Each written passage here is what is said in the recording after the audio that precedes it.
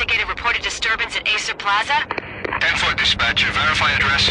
That's Acer Plaza. Repeat, Acer Plaza.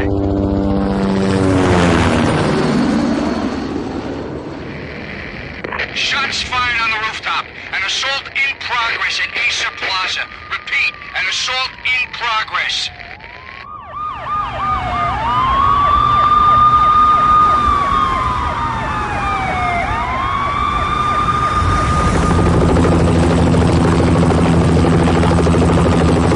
It's a war zone down here. 1085 dispatcher, need additional units. Additional units now. Officer in danger. Officer in danger. 10-5, please repeat. 10-5, all units, emergency. Officer in danger, Acer Plaza. Repeat, Acer Plaza, all units. They were all dead. The final gunshot was an exclamation mark to everything that had led to this point. I released my finger from the trigger, and then it was over. To make any kind of sense of it, I need to go back 3 years. Back to the night the Payne started.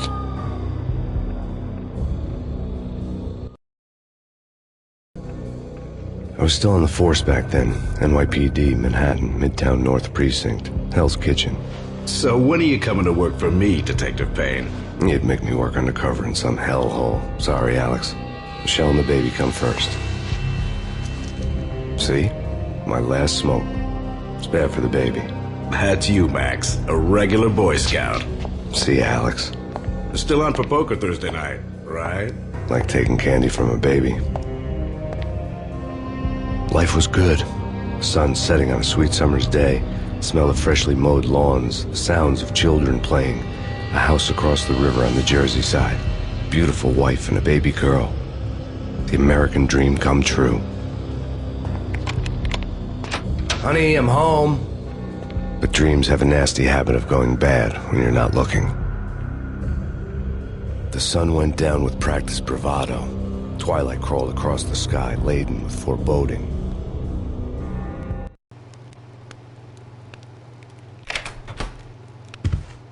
Michelle, honey, anybody home? I didn't like the way the show started. They'd give me the best seat in the house, front row center. What the hell?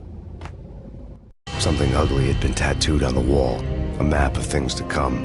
It was a poisoned syringe, a magic tag full of diabolical meanings. Something.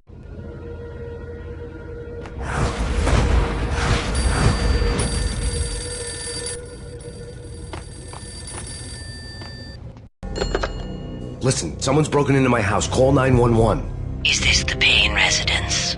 Yes, someone's broken into my house. They're still here. You have to... Good. I'm afraid I cannot help you. Who is this? Hello?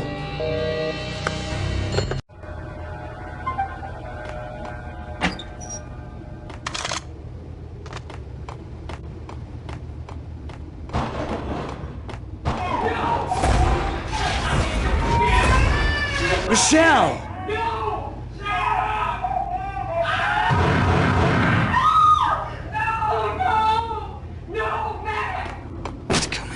Freeze! NYPD, drop it! Coming!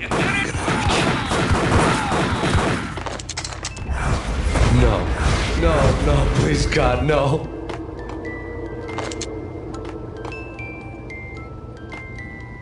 The flesh of fallen angels!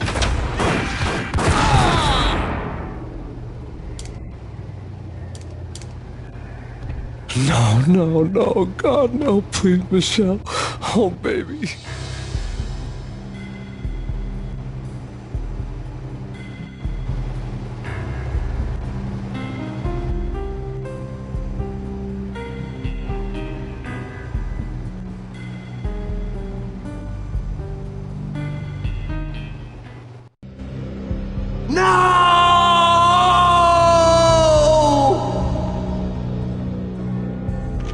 That was 3 years ago.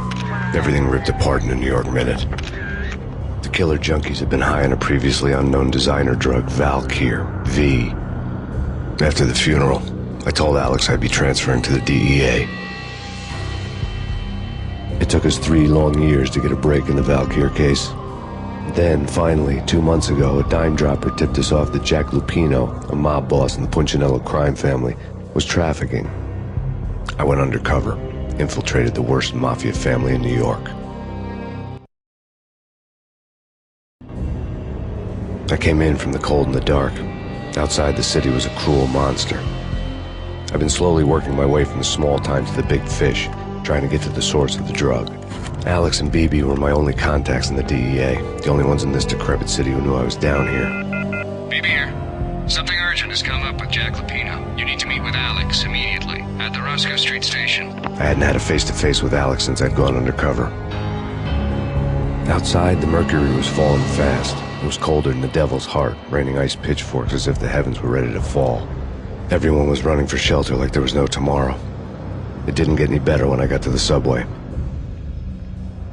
The feeling hit me like a point-blank shot straight in the face. Something was not right about this. My Beretta stirred nervously under my coat, but the train doors had already shut behind me, and I was in for the ride. Next stop, Roscoe Street Station, and Alex.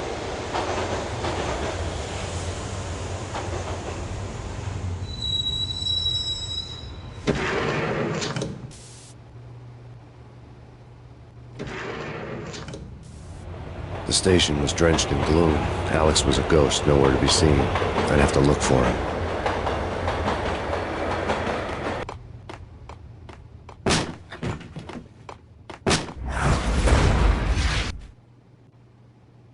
Death was in the air at Roscoe Street. I'd have to find Alex fast.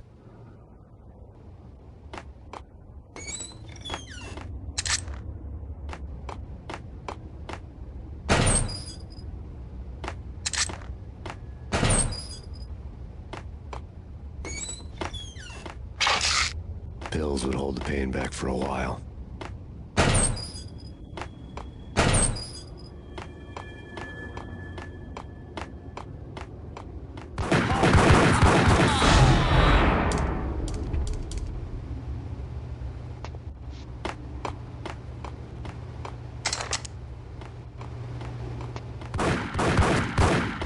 Yeah, he's dead, all right. Hey, it's me you're talking to. What the hell?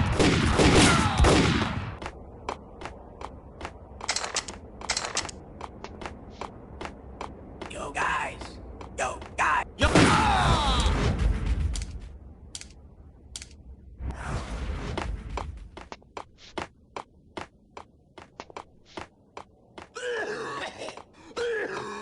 What?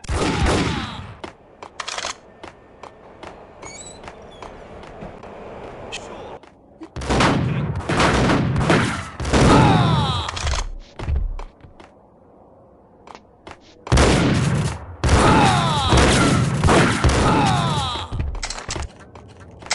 While looking for Alex, I had ended up in the middle of a big-time crime operation.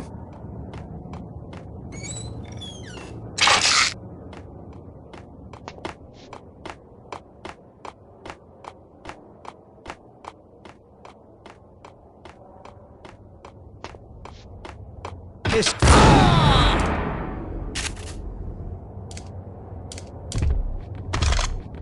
You saved me, man. What's going on here? A massacre. These armed thugs just appeared from nowhere. We need to get help. I can make the call from the control room 1 floor up. Can you take me there? Sure, sounds good. Follow me.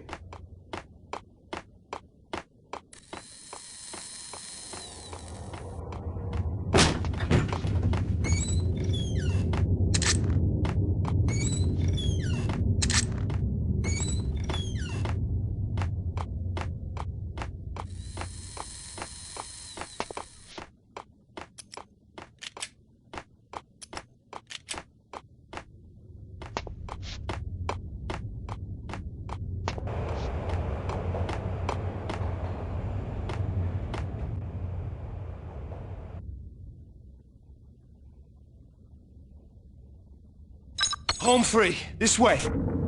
Look out!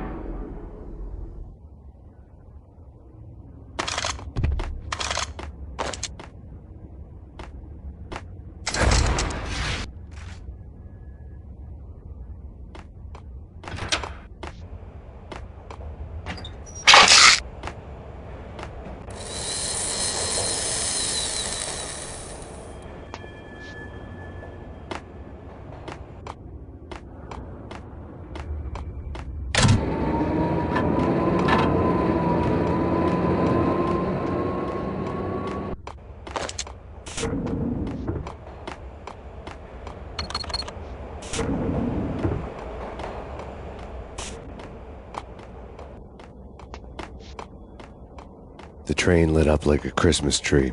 Power was back on.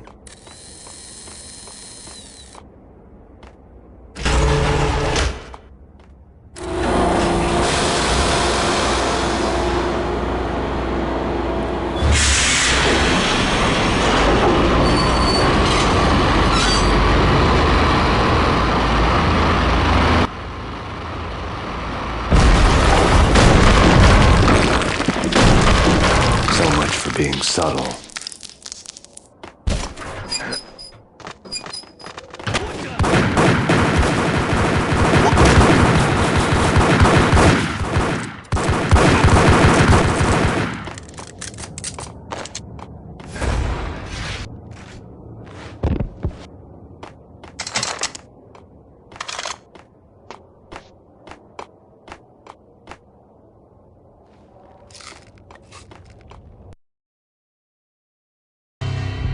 The rusty door led to an abandoned part of the station, closed off since the early 40s. Something big was going down in Roscoe Street. Maybe that's why Alex had wanted to meet me here. Maybe not. One way or the other, I was gonna find out.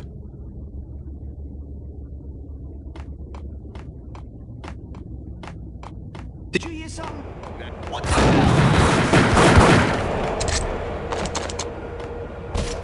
What the?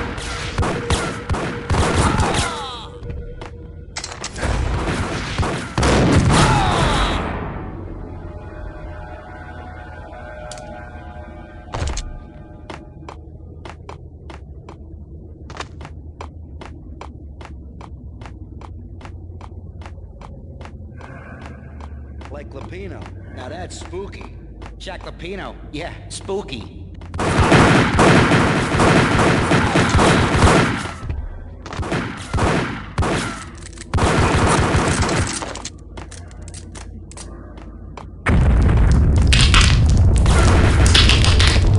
What the hell was that? Hold on here. Give me the detonator. What are you? Ice!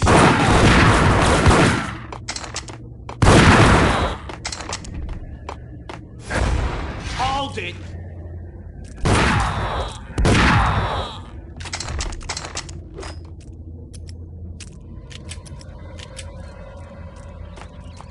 Okay, fellas. The police are on their way. New York's finest are gonna be here soon. So stick to the plan. We've got our own private exit route. In and out, do your thing. Wham bam, thank you, ma'am.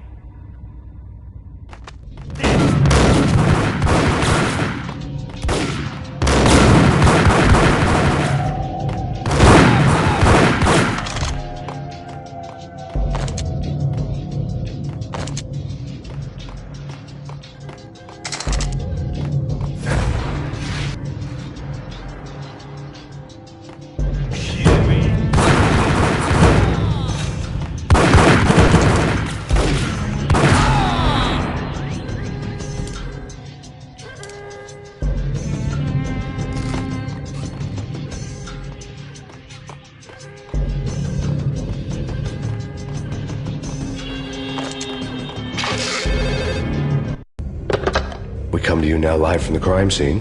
Who is this? Right back at you. This is Deputy Chief Jim Bravura from the NYPD. You are to cease your criminal activities and surrender immediately. Sure thing, Jim. Me and the boys have been talking and everyone's real sorry. They'll never do it again. Who the hell is this? Being placed at the scene of a bank robbery wouldn't have tipped the odds in my favor.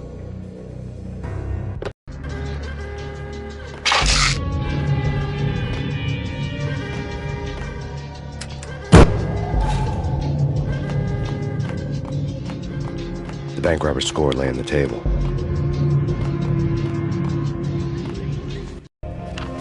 The bank robbers have been after Acer Corporation bonds. The Acer success story had recently been on every channel and on the cover of every magazine.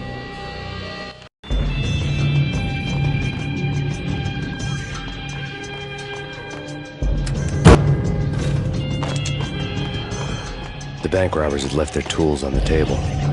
Judging by the detonators, the crooks had bought enough explosives to send Lady Liberty into orbit.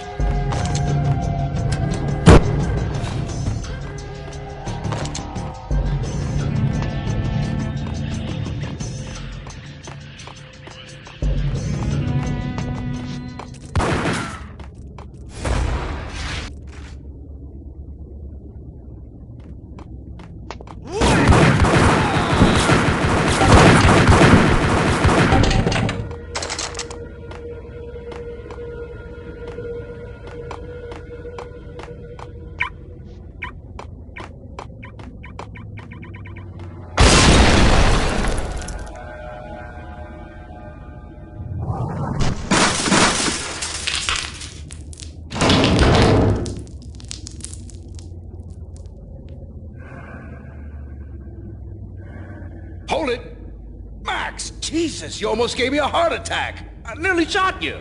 Alex, I'm glad to see you. What the hell's going on? There are more corpses here than at the city morgue. It's an armed robbery, a tunnel job straight to the Roscoe bank vault through the old station wall. Is this why? This is Lupino's gig? This is Lupino's doing? Lupino's men? Really? You sure know how to pick a place? Can you get through? No, it's locked. We gotta get out of here. If it's Lupino, it's... Alex? Alex! There was nothing I could do. He was dead. I could tell by the empty, accusing stare of his eyes.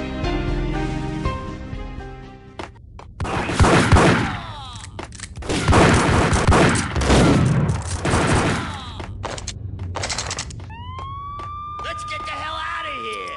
We'll be fine. Just take it easy. I'm allergic to sirens! We gotta get moving! Shut up, okay?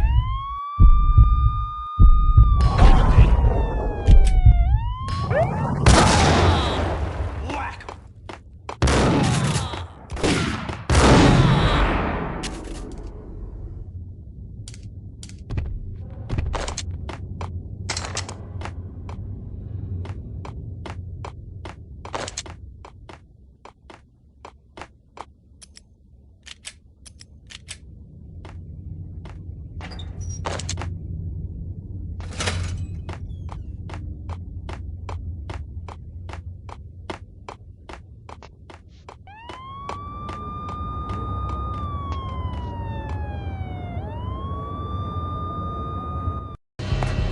Alex had kept me relatively sane for the past 3 years. Now I didn't know how I felt. Somehow he had stumbled upon something big and ended up stepping on Jack Lupino's toes. Lupino ran his racket of sex, drugs, and contract killings from a sleazy hotel in a slum block of tenements. The NYPD was closing in. I could hear the sirens. Their wail was a crescendo. Lupino thought he could get us by taking Alex out and leaving me to take the fall for it. All he had gotten was my attention. I went for the hotel first. It was a sad old thing with flickering lamps and faded colors, cheap mobster punks and tired-eyed prostitutes. I walked straight in, playing It Bogart, like I'd done 100 times before. The place was run by a couple of murdering mobsters with shark smiles. The Finito brothers. Ladies and gentlemen, it's the pain in the butt. Pain to the max. You're killing me. Did you make that up yourselves, or you get some wino downstairs to come up with it? Don't answer that. A rhetorical question. I got something for the boss. Lupino around? That kind of depends on who's asking. A friend or a junk squad plan. Don't answer. It's one of them, how do you put it, rhetorical questions. Lupino ain't here, but he said bye. Lupino wasn't in his cheap hotel. Instead, I ran into the Finito brothers. Lupino. My cover had been blown. The door slammed shut behind me. And then I was dodging bullets like raindrops. Pain in the butt. Ha ha! Pain to the max. Squad pain. Got a ticket to Marble City for you. Bring it in.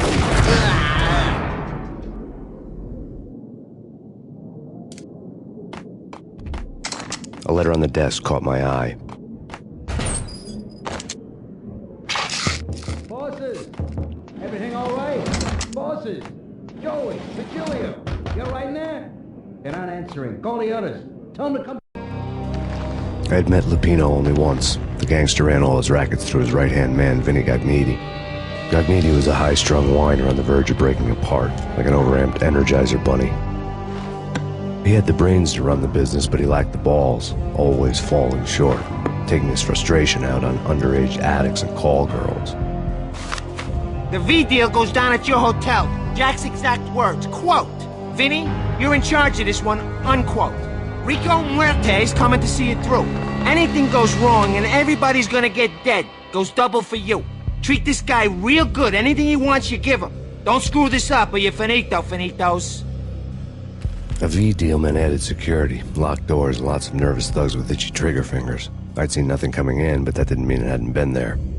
Rico Muerte was a regular Kaiser Soze, a spook story told to keep the apes in line. 313. The Finitos had scribbled Muerte's room number on the note's margin. Wait for them. We gotta go in now. Bosses, we're coming in. It's Payne!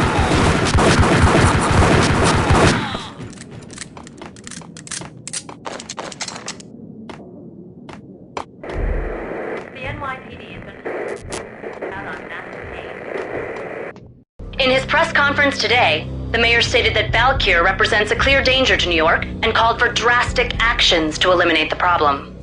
On today's top story, the Valkyr crisis worsens with the murder of DEA Special Agent Alex Balder. Special Agent Balder had been shot repeatedly from a point-blank range. The gunman has been identified as Max Payne. The noose is sure to tighten around this fugitive criminal as more NYPD units join the search to apprehend him. I had just gotten my 15 minutes of fame. In his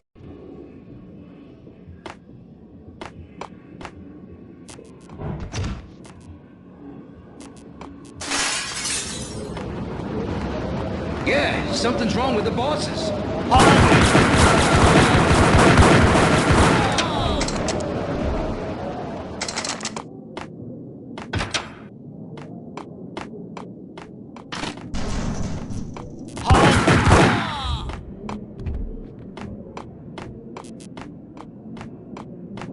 Previously on Lords and Ladies. Lady Amelia, Marquis Valentine asks for an audience. Previously on Lords and Ladies. Lady Amelia, Marquis Valentine asks for an audience. Thank you, Lords. My lady. My lord. And now, an all-new episode of Lords and Ladies, brought to you in part by Acer Corporation.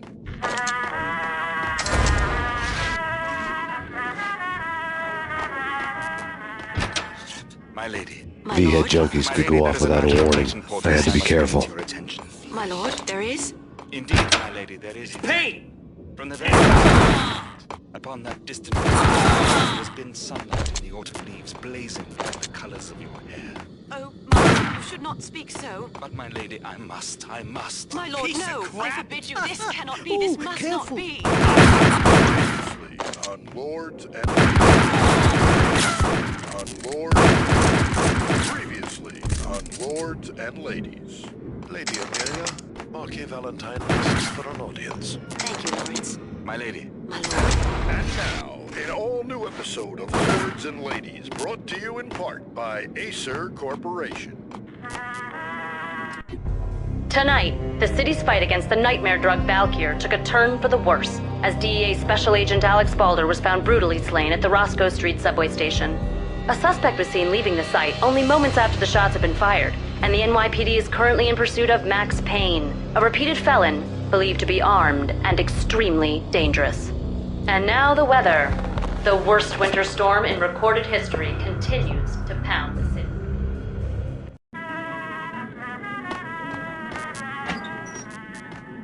My lady. My lord. My lady, there is a matter of great importance I must bring to your attention. My lord, there is? Indeed, my lady, there is indeed.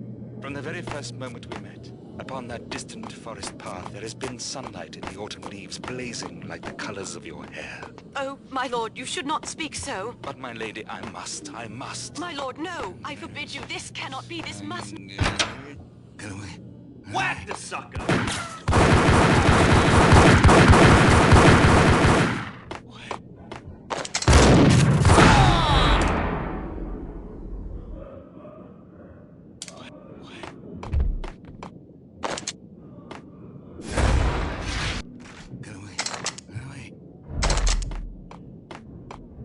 I'd found Muerte's room.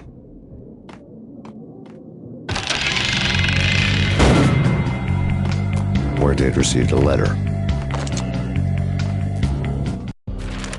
Our investigation had turned up nothing to link Angelo Punchinello, the head of the Punchinello family, to Valkyr. All tracks had ended with Jack Lupino. The letter in Muerte's room was signed by the Don himself. It was the first hint that the Kingpin knew what was brewing inside his syndicate. The trouble you got into after the Chicago screw-up. The Punchinello family bailed you out. You have been waiting for a chance to pay us back. One of our trusted boys has a monkey the size of King Kong on his back. And we need your special skills for backup on a major deal. Collecting evidence had gotten old a few hundred bullets back. I was already so far past the point of no return I couldn't even remember what it looked like when I had passed it.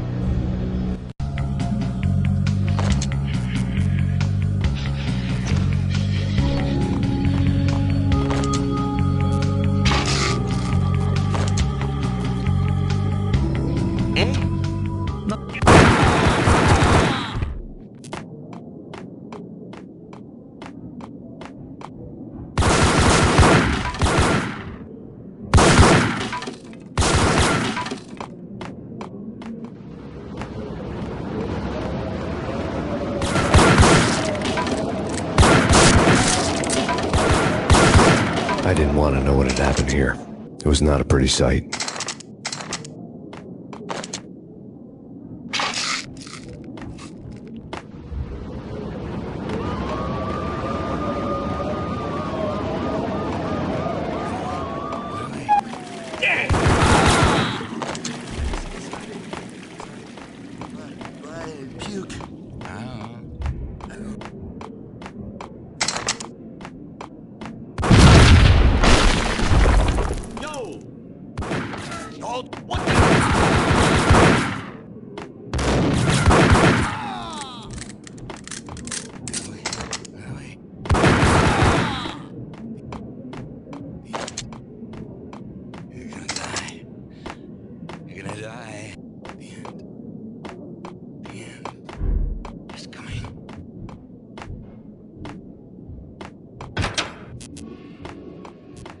The hooker had left her diary on the table. The diary belonged to a hooker named Candy Dawn. The read would have made a vice cop blush.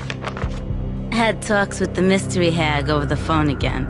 Sent her the latest One-Eyed Alfred tape. As long as the hag keeps paying for the tapes, the old man could come every day for all I care. She had a nice sideline, making secret X-rated flicks of her clients and selling them to the highest bidder. It would get her killed if her V-fix for the day didn't do it first.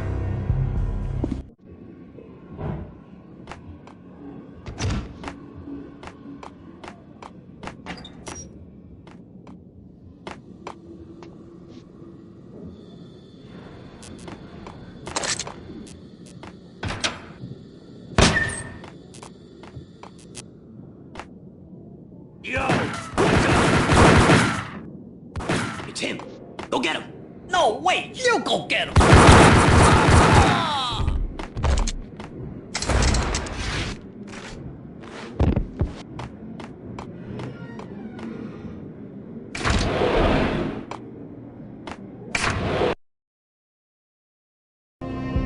The old service elevator rumbled down to the bowels of Jack Lupino's hotel.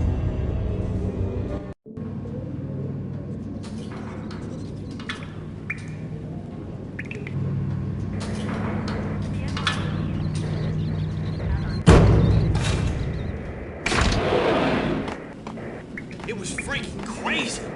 Gun him down!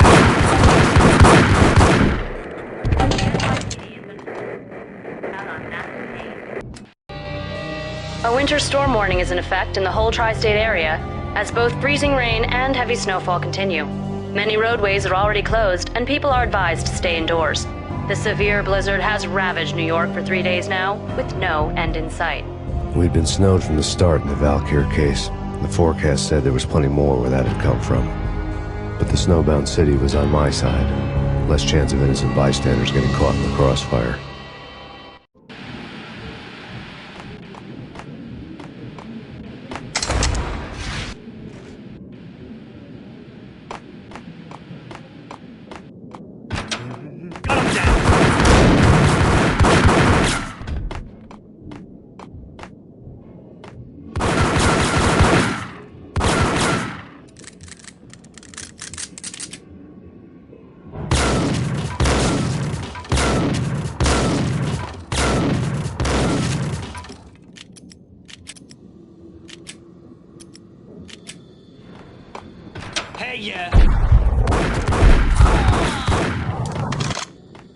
Exhibit number 1.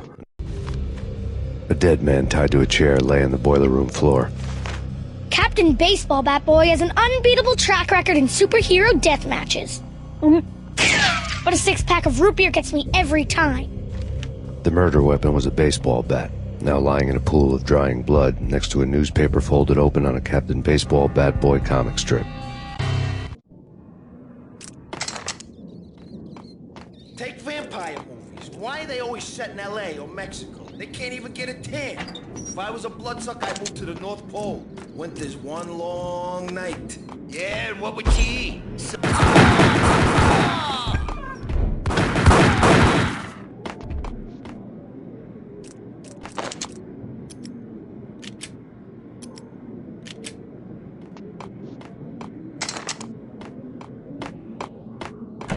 Chill with the guns.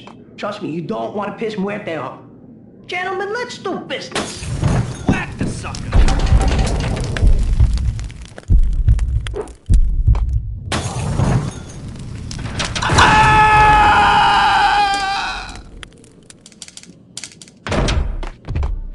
A lifetime ago, this would have gone down as a narcotics arrest.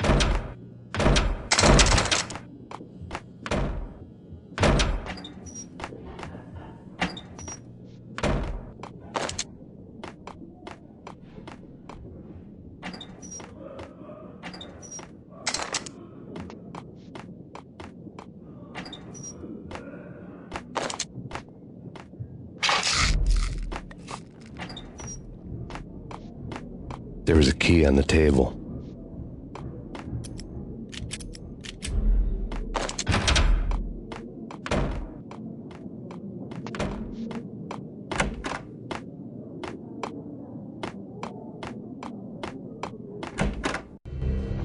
Two mad dog killers, ready to murder each other. They step into the next room, and I'm thinking, now they're gonna do it. But no. They sit down in front of a TV and solve their differences with the Kung Fu fighting video game. I tell you, Candy, I was so depressed, I strangled them both with the video game cables. Oh, Rico, you're so bad. I am, ain't I? Rico Muerte, big-time hustler. Who the hell? It's that cop. Muerte went for his gun.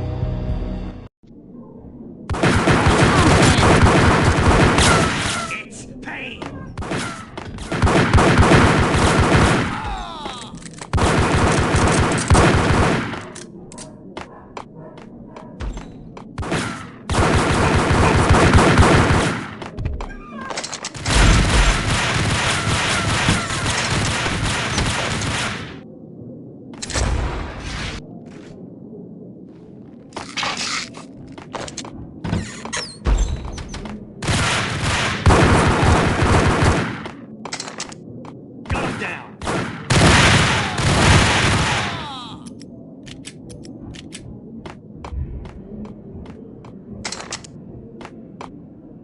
The antique switchboard was still in use. There was an old telephone switchboard in the back room of the reception area, kind that made phone tapping child's play. It wasn't hard to picture a fat pimp sweating with headphones on, listening to his hookers talk dirty and fake orgasms over a web of party lines, the blood veins of New York. Right now, there was a different set of moans and groans going on. Boss, Corneli, this Max Payne. He came, started capping us. He killed him. Are you freaking kidding me? He's just one lousy cop. You better be freaking kidding me. Whack him. What's the freaking problem? Hello? Answer me. Hello? The word was out. A deadly virus released into the city's corrupt circulatory system. Something wicked this way comes. Max Payne at large.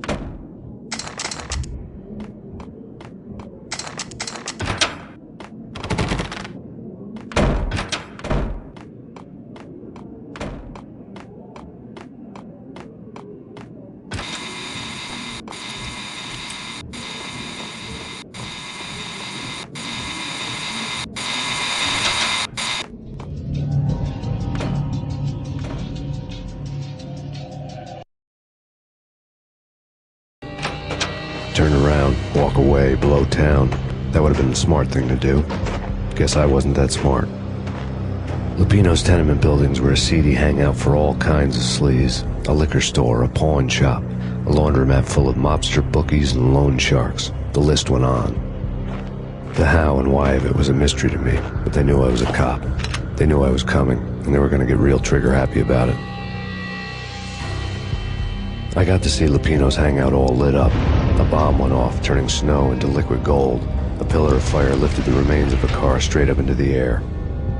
The flames were highlighted on the hood of a black Mercedes-Benz as it coasted down the street real slow, as if the driver didn't have a worry in the world. I got a good look at the man riding shotgun. It was Vladimir, the head of the local Russian mob, the fly in Don Punchinello's soup. The ringing in my ears was the sound of a mob war being waged.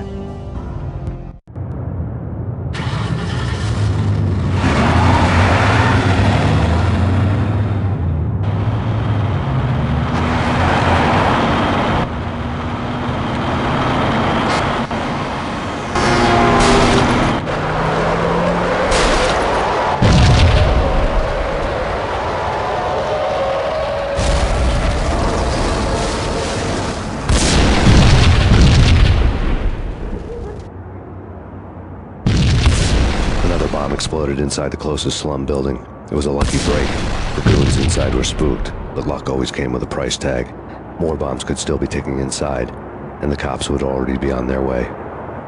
Jack Lupino's suite was on the top floor. At least it used to be, before the explosive makeover.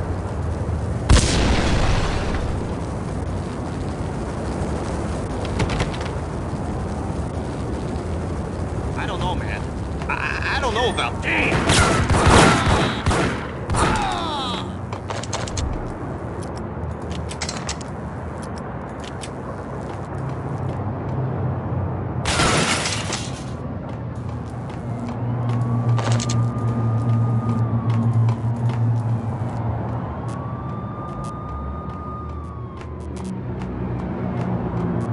The headlines were a depressing read. The headlines were screaming bloody murder. The storm was a screaming duet with the approaching prowl car sirens. It was all a scream when you were down for the count and wanted for murder.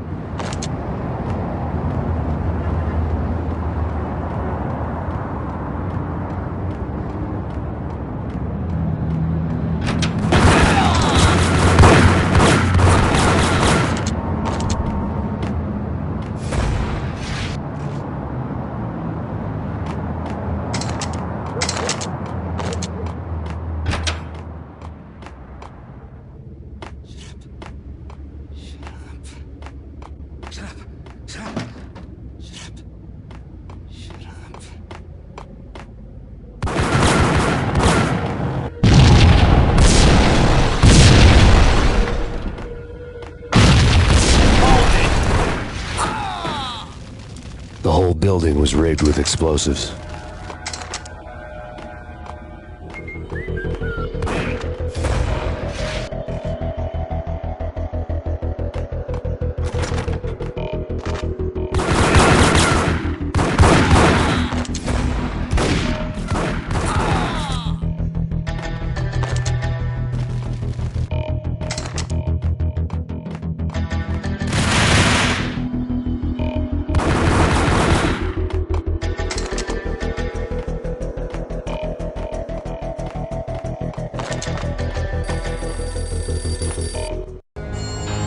A beaten-up phone in the entrance hall was ringing. It could have been just a junkie in need of a fix, but it turned out to be something more sinister than that. Am I speaking to Mr. Payne? Who wants to know? My name is Alfred Woden. You must hurry. The police are on their way. Tell me something I don't know. They know you're there. How? And what's it to you? I will contact you again. The cops arrived, sirens singing in the off-key harmony of a manic-depressive choir. I had a few minutes while the SWAT team would go through their usual routine. By the time they busted in, I needed to be long gone. Max Payne, this is Deputy Chief Jim some bravura from the NYPD. Drop your weapons and come out with your hands above your head. Sure. Whack the sucker.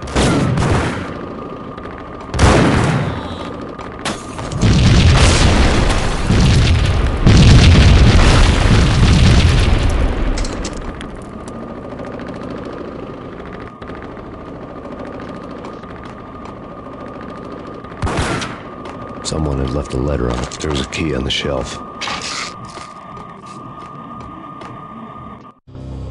Suddenly it all made sense. The bombs, the Russian mob boss making an appearance in person.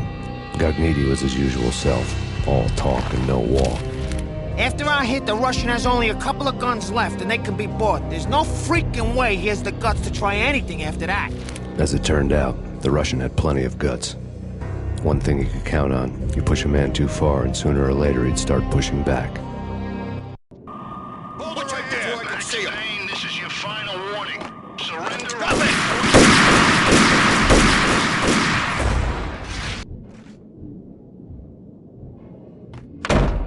Yo!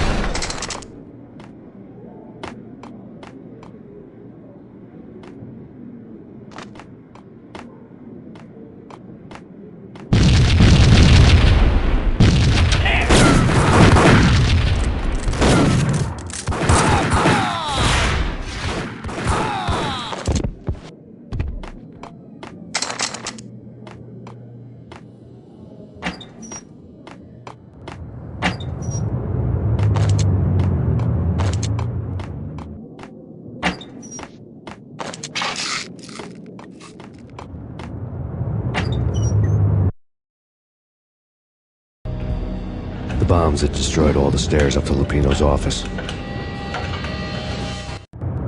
The alternate route led there by way of adjoining rooftops.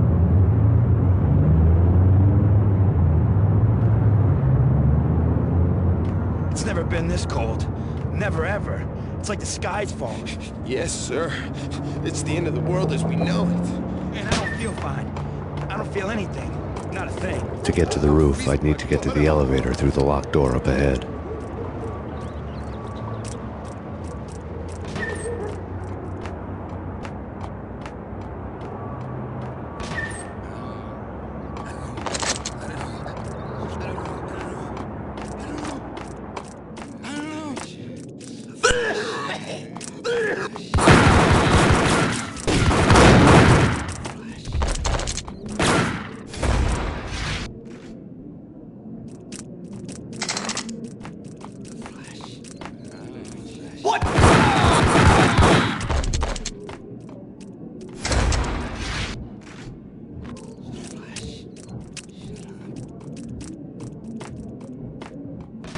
No, don't shoot. You know the clowns at the laundry? Me? No. You're no good to me then. What? No, the laundry, yeah. I know him, yeah. Get me in there. Okay.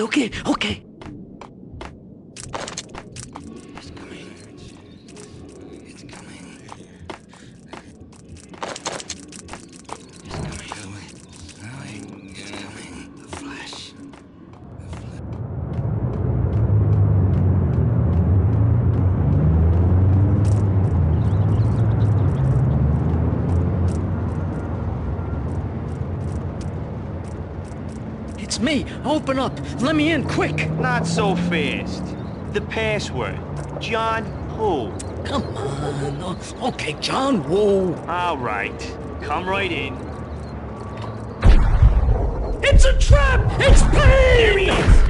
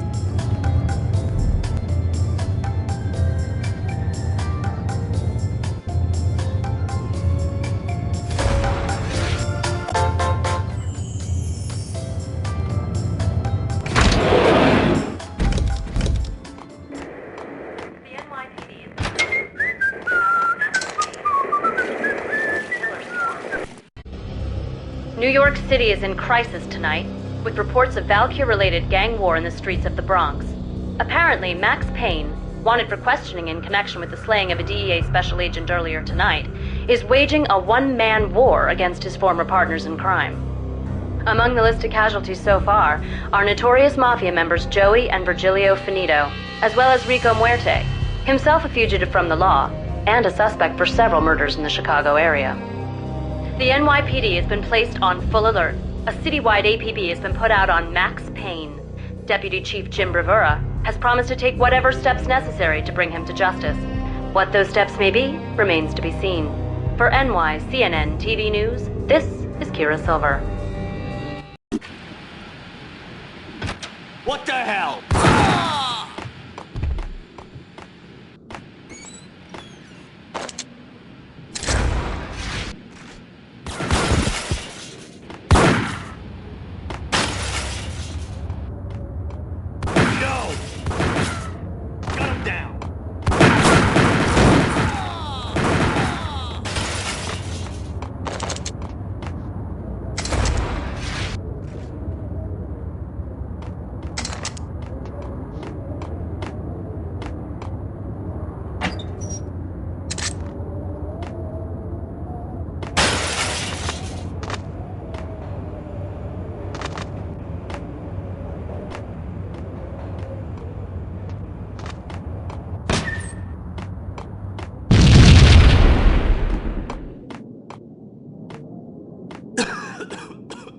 Red, blue, or green? It's always red or blue in the movies. So?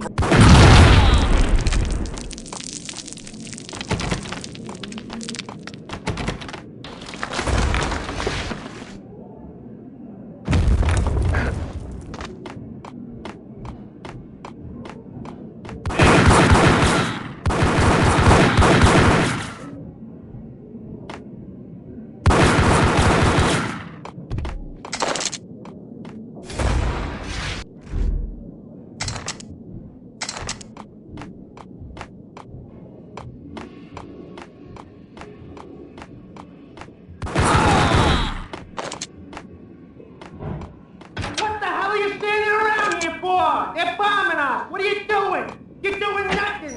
What are you doing? This is war! Freaking war!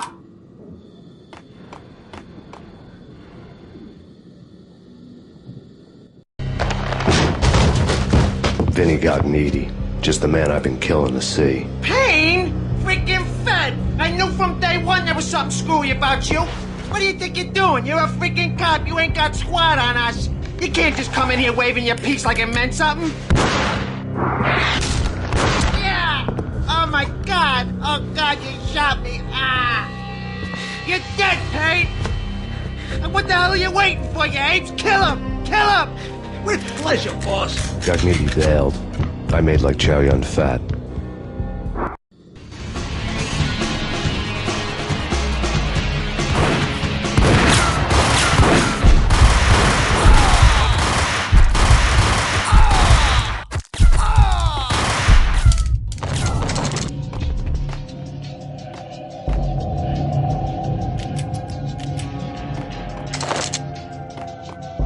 Letter lay on The letter was addressed to Don Punchinello, but Vinny had never had the nerve to finish it.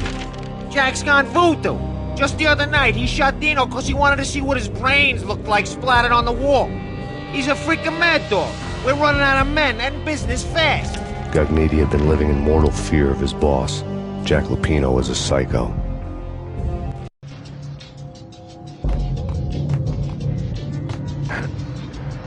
Vinny Gognitti was running scared. He could run, but with a bullet in his stomach like a broken bottle of Tabasco, he was quickly running out of time. He knew where his boss was, and I wanted to square things up with Jack Lupino. Gognitti would be moving fast. I don't know about angels, but it's fear that gives men wings.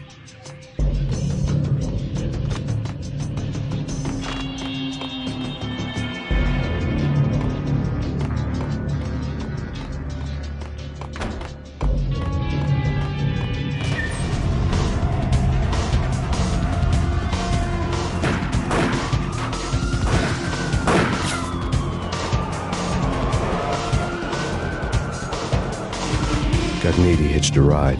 To catch him, I'd have to follow his lead.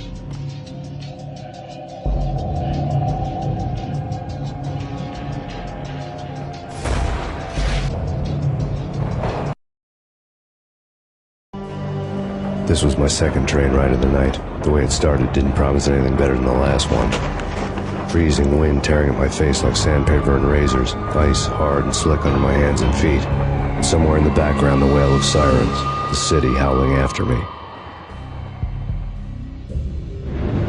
New York sped by in fast forward. Dark rooftop water towers and a dead forest of antennas and chimneys, all a blur. When the train he was riding slowed down, Cogniti made his move.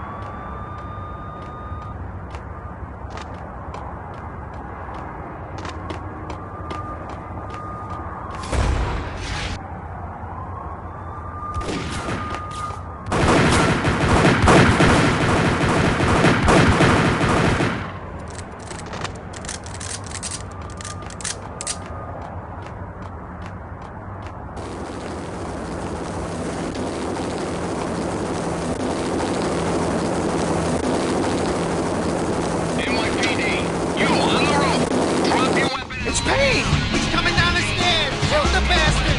Okay, boss, you got it. No problem. Hey!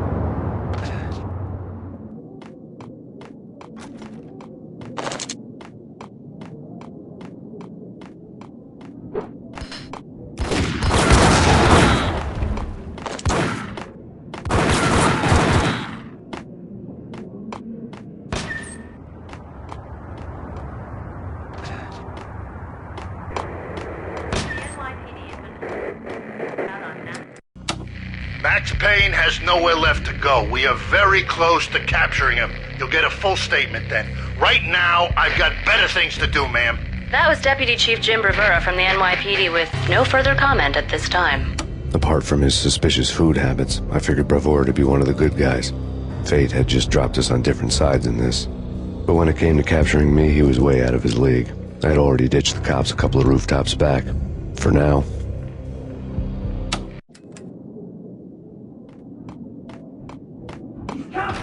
I can hear him. Ready? Keep your gun. We're going in at the door. Okay. This is it. What the...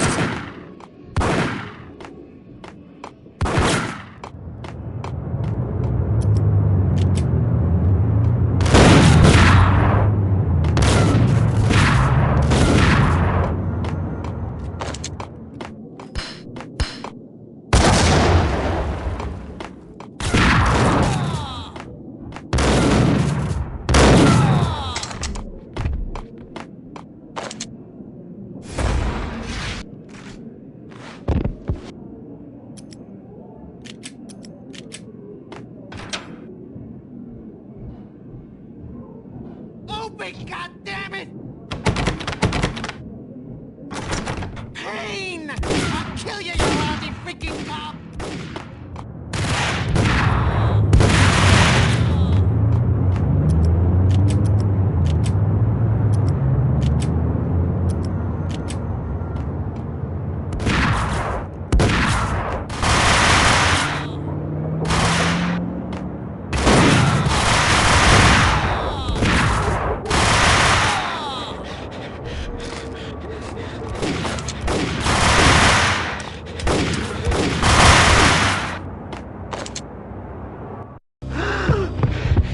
Gagniti ran out of steam in a dead-end alley with steam boiling out of the sewer grates like all the fires of hell were burning high beneath us. It was shakedown time. Where's Lupino? Screw you! Bad start, Vinny. Ah! Police brutality! I rate pretty high on that. You can't just hurt me in cold blood? Just keep telling yourself that. Listen good, Candyman. I'm not gonna be anybody's fall guy. I want to know where your boss is hiding. There was no glory in this. I hadn't asked for this crap. Trouble had come to me in big dark swarms. The good and the just were like gold dust in the city. I had no illusions. I was not one of them. I was no hero. Just me and the gun and the crook. My options had decreased to a singular course. I'll tell you, just don't hurt me no more. Lupino's at Ragna, the nightclub. Book me, take me, hold me to the freaking jail, just don't hurt me. Your rights will be read at your funeral. Ragnarok was Lupino's private nightclub, a den of drugs built into an old theater. I knew what waited inside. V-head junkies ready to explode in random acts of senseless violence. And Lupino's goon squad, the worst stone-cold killers this side of hell. Ragnarok was as inviting as a headache, flickering and flashing to a machine gun beat. The belly of the nightclub was a gothic theme park that began with bondage games and led to the nasty stuff from there. As subtle with its dark message as a cop-killer bullet through the heart. Like father, like son, just like Jack Lupino.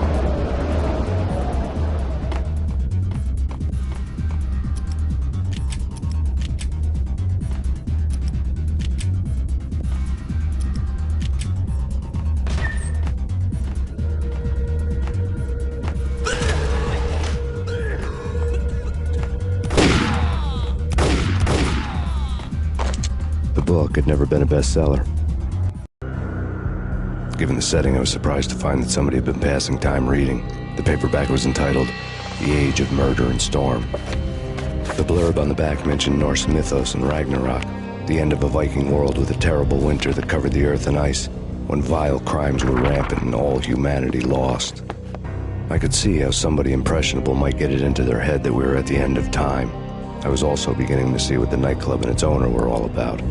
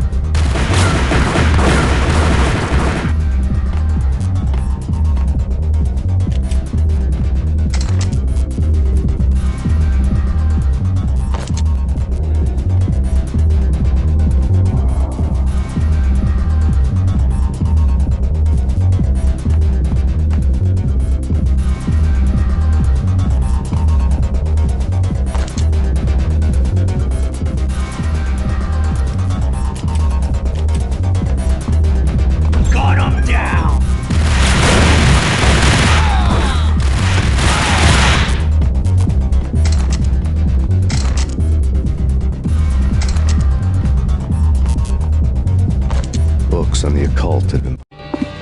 The room was stacked with light reading, such as Necronomicon, Witchcraft, and Paradise Lost. Old exotic titles like Malleus Maleficarum and De Umbrarum Reini Novum Portis. Books with pentagrams on their covers, all dealing with the occult and the infernal, lying between stacks of horror videos and a couple of Ouija boards.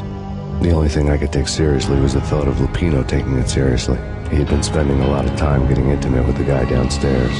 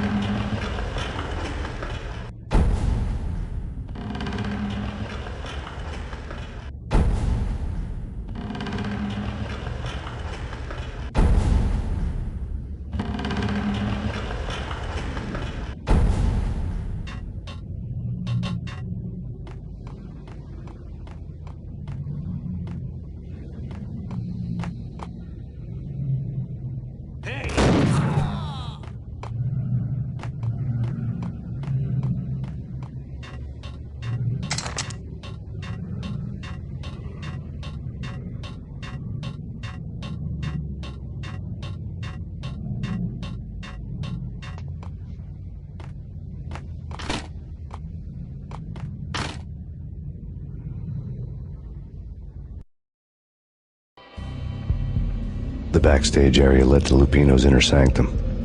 The hot air inside was like an invisible wall, thick with incense and something else, a sickly sweet smell that made you gag. This was the rotten core of the Big Apple. Lupino lurked somewhere ahead, like a spider at the center of his web, waiting. The vapors in the air started to make my head swim. Torn pieces of a letter lay scattered on the sofa. Punchinello had threatened Lupino in writing. The note had been torn to pieces, bloody fingerprints all over them. Don't want you to think that one of my boys is not playing with a full deck. Shape up, Jack. We are running a business here. I'd hate to send the trio to strong-arm you. The trio were the Don's notorious henchmen. It was obvious that Lupino hadn't been intimidated by the threat. Lupino's notes covered the table. Jack Lupino was crazy, all right. The table was scattered with notes of demented arcane nonsense written in rusty blood, a mishmash list of demons, devils, and dark gods evoked. Beelzebub, Asmodeus, Baphomet, Lucifer, Loki, Cthulhu, Lilith, Hera, blood given to you all. He was after that old Faustian deal, your soul for power and fortune. Just sign on the dotted line with your blood. Lupino's notebook lay on the pedestal. Jack Lupino was crazy, all right. Mythic wolves, let loose to devour the sun and the moon. Lupino is the wolf. I'm Mr. Beast, the big bad Fenris wolf. I'm the end of the world man, wearing the flesh of fallen angels. After Y2K, the end of the world had become a cliché. But who was I to talk? A brooding underdog avenger alone against an empire of evil, out to right a grave injustice. Everything was subjective. There were only personal apocalypses. Nothing is a cliché when it's happening to you.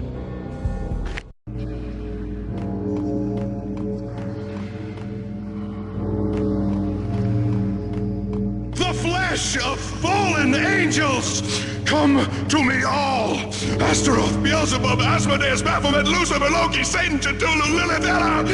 Blood to you all! Secret living under the skin of reality. I've seen it. The corruption of flesh.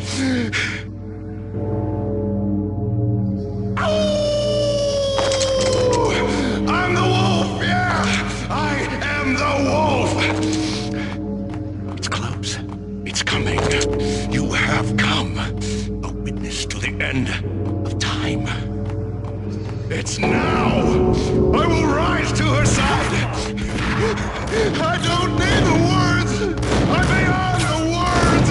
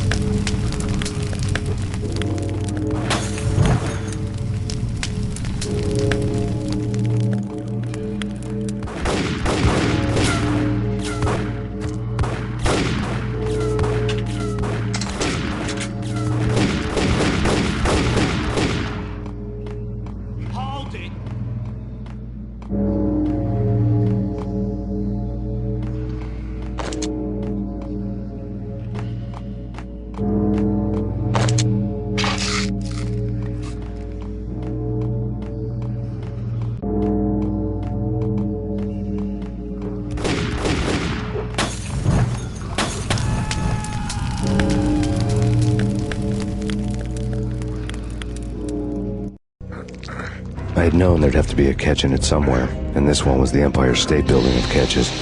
Lupino was pumped up and dying to go 15 rounds with a mutant alligator. And then he started this spooky monkey talk, straight from a bad dream. Mine.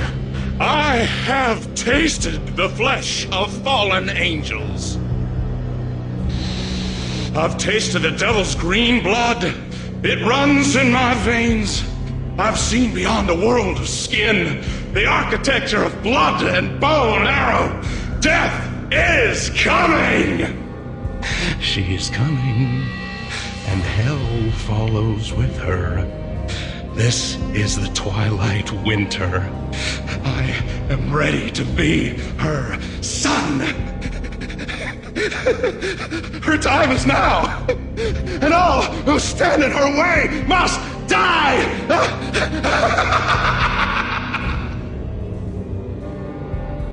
Die!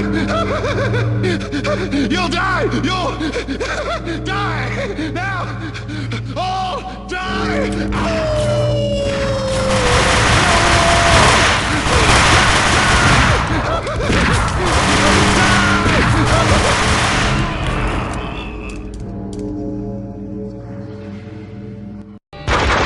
When Lupino finally went down, I wanted to make real sure he'd stay that way. V was a bad monster. Turned them into friggin' zombie demons from outer space. I think he's dead already. Huh? And that's when it happened. But dead or not, you've got the wrong guy. In stepped this knockout femme fatale, holding a gun to my face. I returned the favor. Lisa Punchinello. Lisa Punchinello was the Don's wife. Mona Sachs. Lisa's evil twin. Your safety's off, evil twin. You might hurt someone with that gun of yours. Lisa's the damsel in distress. I'm the professional. I'd blow you away without batting an eye. Sure, and you can check out my credentials splattered all over this joint. Jack couldn't have framed you. Not the state he was in. We're after the same slime bag. Angelo Punchinello's the one who murdered your friend and framed you with it. You know this for a fact. I've got my sources. I don't have a clue these days. I just shoot them as they come. Who put a contract on the Archfiend? This one's mine. I hate the guts of that sadistic wife-beater. Why not pool our bullets for this one? I thought you'd never ask. My finger was starting to twitch. How do you like your whiskey?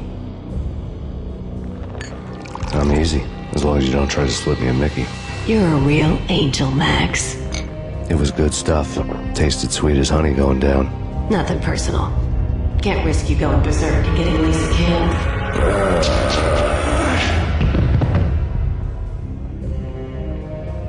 The nightmare was always the same. Violent shapes moving in darkness, old and ugly.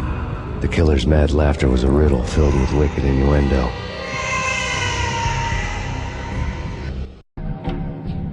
Somewhere, the baby was crying.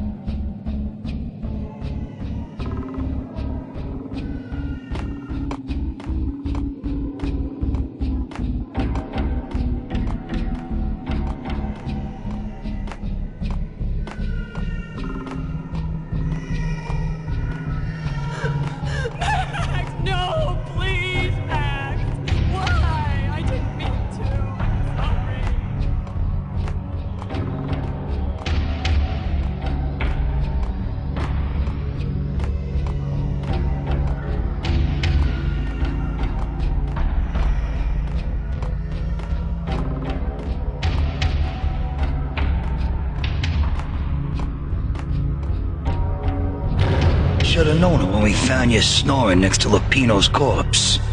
A comedian, huh? The pictures were filled with good old... Alex and I had a few moments of glory between us.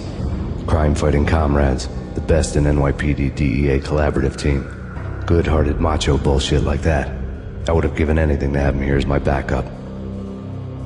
No such luck. No luck at all.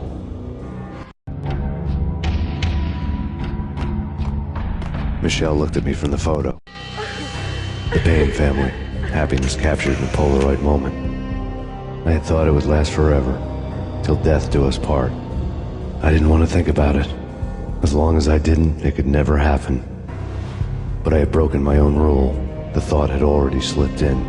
Fear was rusty needles poking at my brain. Cold and scaly, it slithered down my chest.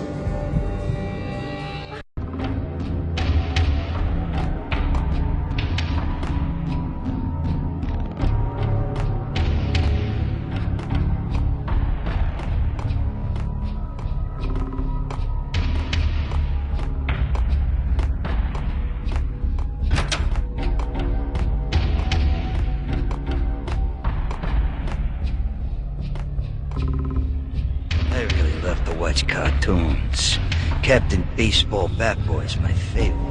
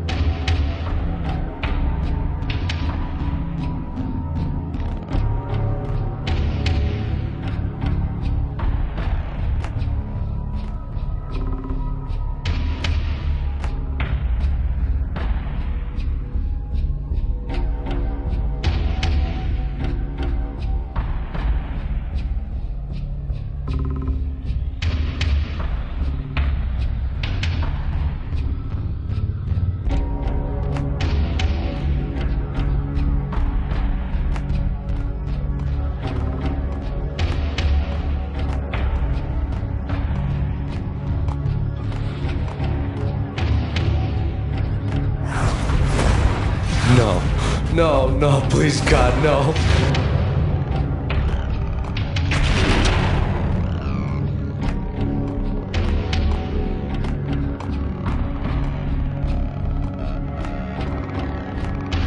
Slice them, dice them, shoot them full of holes, blow them to bits, vaporize them, disintegrate them. No matter what you do, they'll still be back good as new. Michelle's diary lay on the table.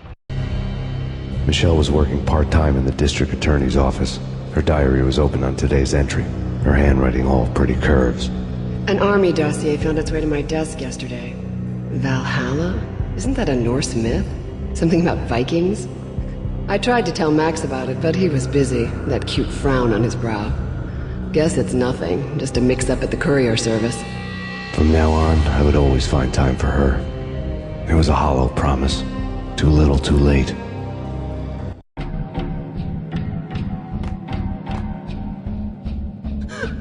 Max, no, please, Max! Why? I didn't mean to. I'm sorry.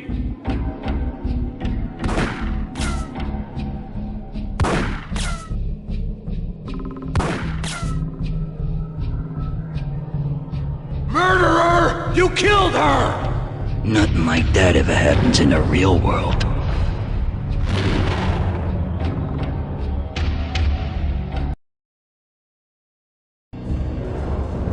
I woke up in a bad dream. My head felt 2 sizes too small for my brain. Max Payne. I envy your name. And the killer was smiling. Pleased to meet you. I'm Frankie the Bat Niagara. Niagara, as in you cry a lot? He had a baseball bat and I was tied to a chair. Pissing him off was the smart thing to do.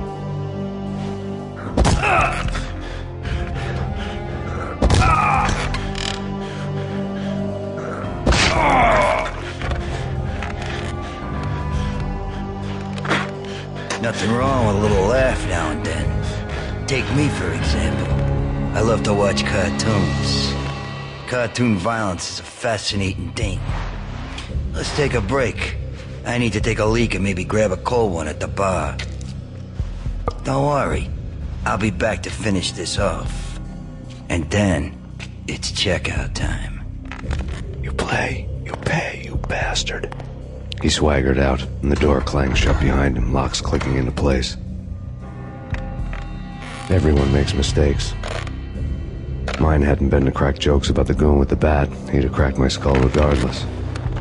It hadn't even been to trust a girl with a gun. I had blindly gone after the first bad guy on my hit list when I should have been aiming further up the ladder, at the head of the Punchinello family. I couldn't bring myself to be pissed at Mona. Guess I had a soft spot for a pretty face.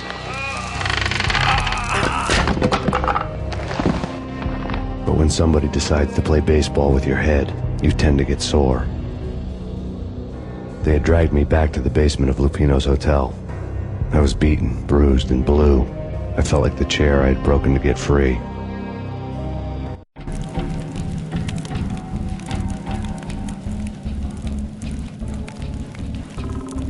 All I had was Niagara's bat, sticky with my own blood. Without a gun, I'd be no match for Frankie's men. I'd have to play hide and seek with them.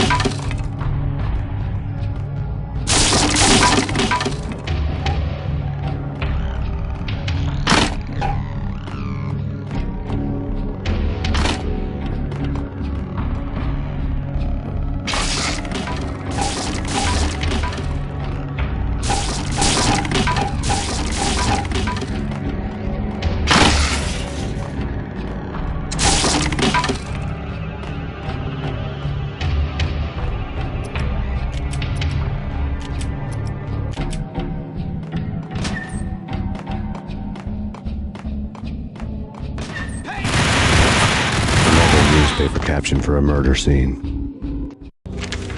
Frankie had left his calling card, a Captain Baseball bat boy strip, next to a sewer passage filled with bodies. You'd better not mess with Captain Baseball Bat Boy. Even my arch enemy, Bicycle Helmet Girl, swoons at the sight of me. Aha! There were enough corpses to put a mass murderer to shame.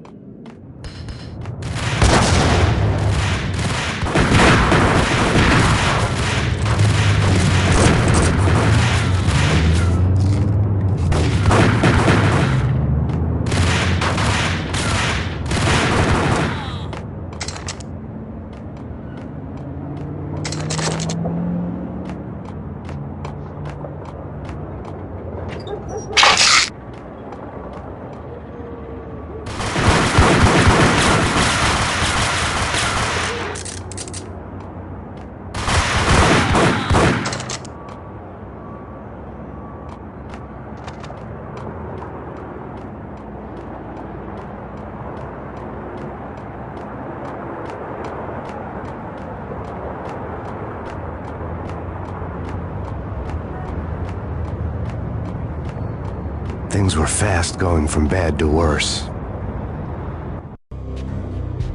The men in blue had come and gone. They had decorated the place with chalk outlines and tied it together with yellow tape. The cops who had stayed behind were dead. Frankie, his boys, and I had the place all for ourselves.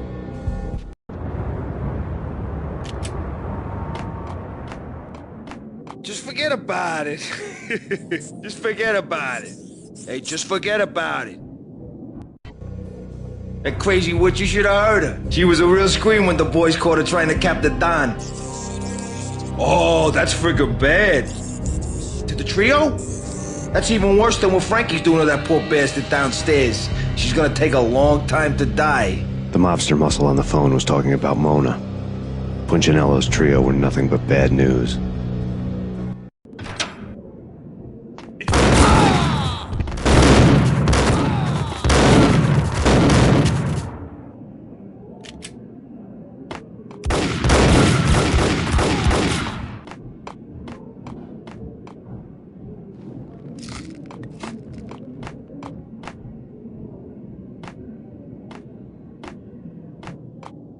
More evidence that Punchinello didn't like. The fact remains that all the victims so far identified in the Ragnarok shooting have been known criminals, many of whom had large doses of V in their blood.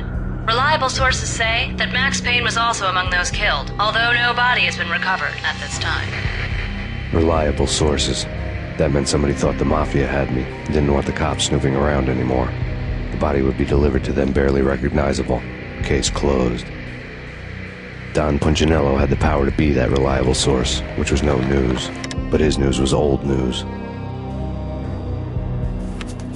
Framing me hadn't been enough. Don Punchinello had put a hit on me. He wanted me dead, and it had been important enough for him to give written instructions to Frankie about it. Max Payne should die like a dog for the trouble he's caused. Frankie, I know I can trust you to give this matter the dedication it needs.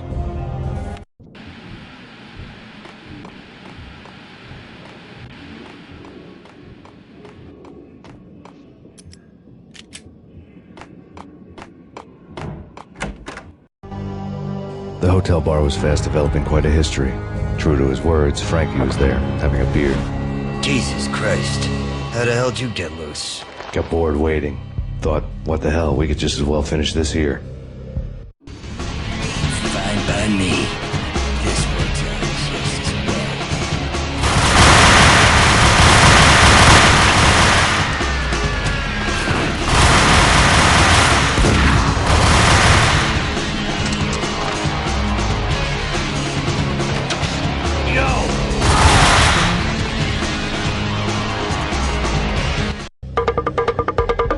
Thank you. You've been a lovely aunt.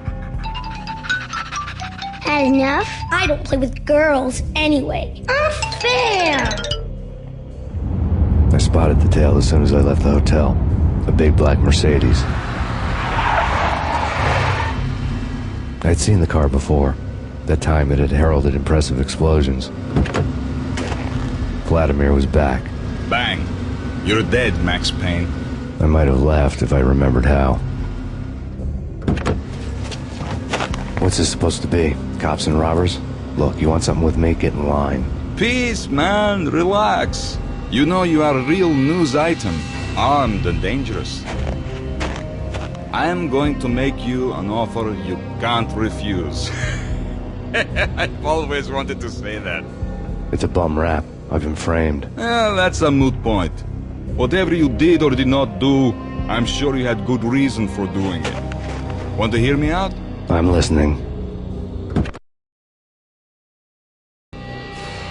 Punchinello messing with V is bad for business all around. But that's not all. There is this guy, Boris Stein, used to pull jobs for me. He's the captain of the cargo ship Charon. Now the bastard turncoat has gone over to the other side, Punchinello's.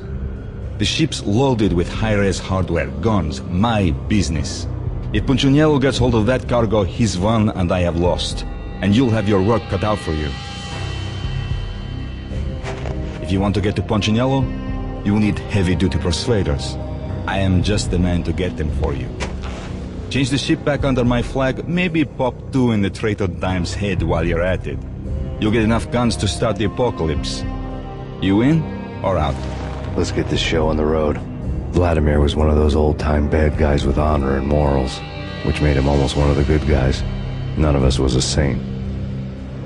The Brooklyn riverfront was a maze of rusty containers, sharp-boned cranes looming up from the snowstorm. On a night like this, you couldn't help but think of the dark army of dead men sleeping with the fishes, cement shoes in line. No Minotaur lurked in this labyrinth, but somewhere out there, on the clanking deck of his cargo freighter, the skipper of the Chiron was waiting, like the ferryman of the river Styx.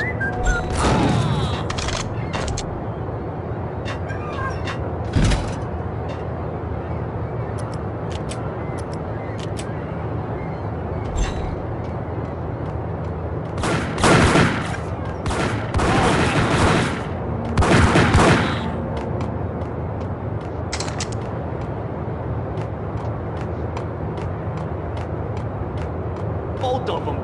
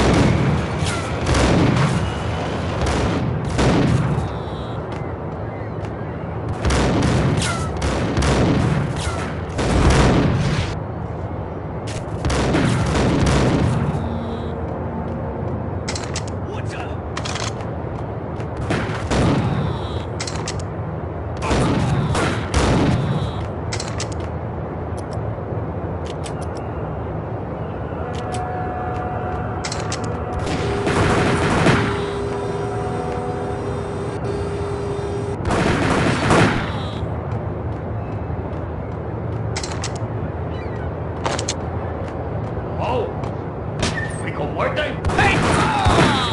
I doubted the letter was a receipt.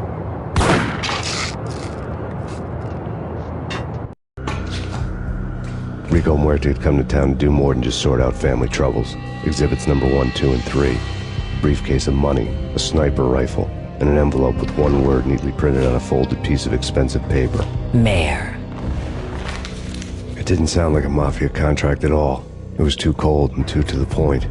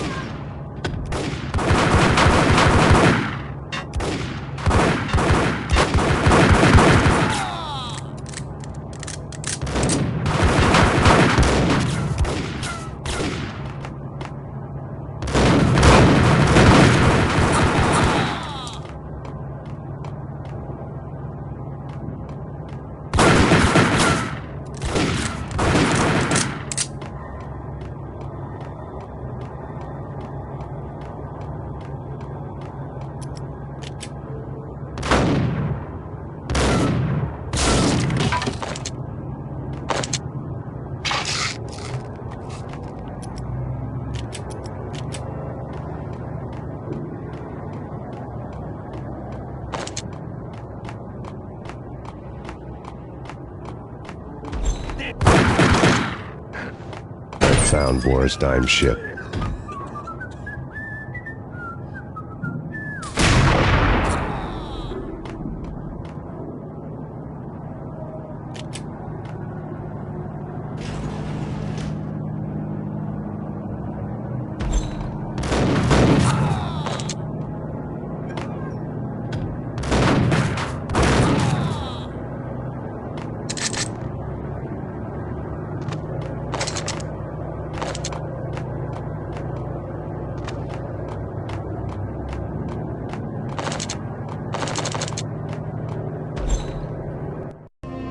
Rust had crept over the sides of the cargo steamer a long time ago.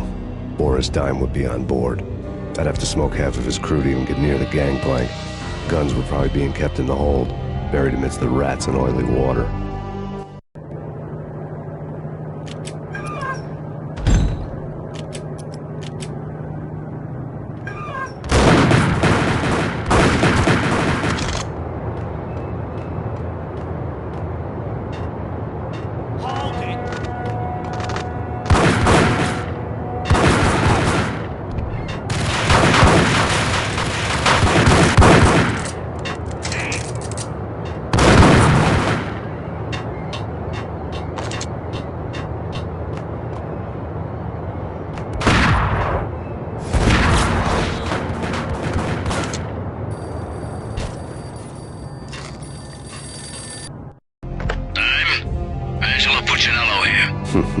Angie, tell me, how much did Dime cost you? I bet it was more than his name. Max Payne. Right the first time. You're dead, punk. You sure you're not confusing me with Boris here? But you are right, of course. Pretty soon we should get together and have a talk. You son of a... Pissing Punchinello off was a dangerous game, but when people get mad, they make mistakes. I should know. That's where I wanted Punchinello, mad enough to trip over his own feet, preferably into a grave.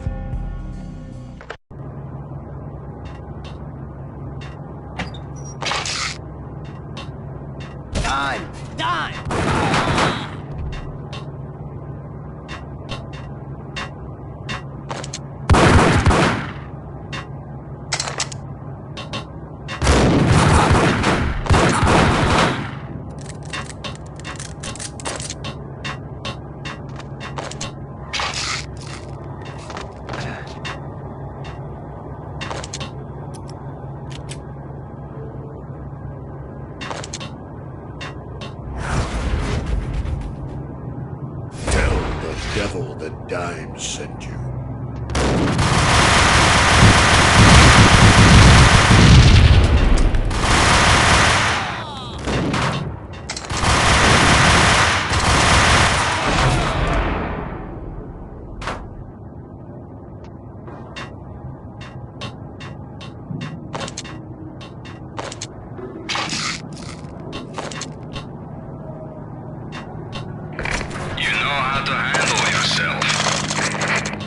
Says different is calling me a liar. Vladimir here. Collect all the guns and ammo you want. Meet me on the bridge afterwards.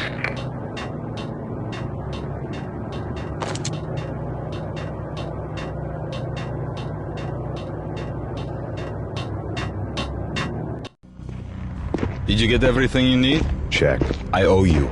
Anything you need. This is my solo. When I'm through, Punchinello won't be anybody's problem anymore. Clear as vodka. But anytime you get between a rock and a hard place, just whistle. This could be the beginning of a beautiful friendship. You really get a bang out of this big-time gangster act, don't you? Even with all this firepower, I figured I couldn't get to Punchinello at his manor. I could only hope that he wouldn't pass a chance to hear me beg, to see he's won. This is Max Payne. I want to cut a deal. Payne, you're a dead man. That's what everybody keeps telling me. I got your ship and her cargo. I want to meet. No pain, no gain. Capiche? You know my restaurant? Yeah, I know it. 1 hour. Punchinello's restaurant had seen better days. Snow was falling like ashes from post-apocalyptic skies, but that was outside. Things would soon get hot in the Don's restaurant. I knew it was a long shot, Angelo Punchinello actually showing up, but there was no crime in hoping.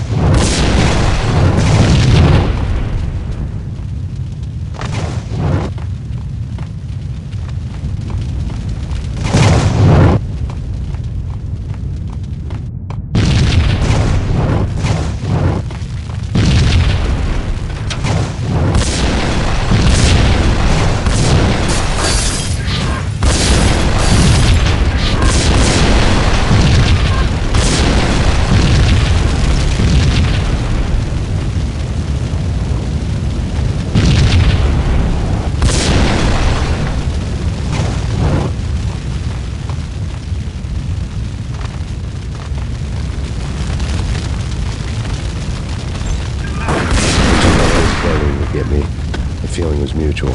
He was trying to put out my flames with gasoline.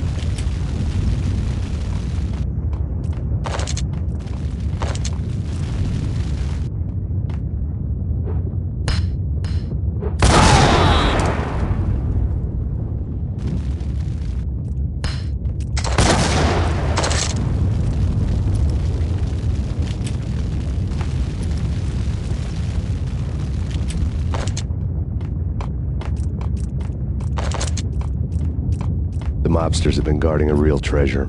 The way out of this disco inferno.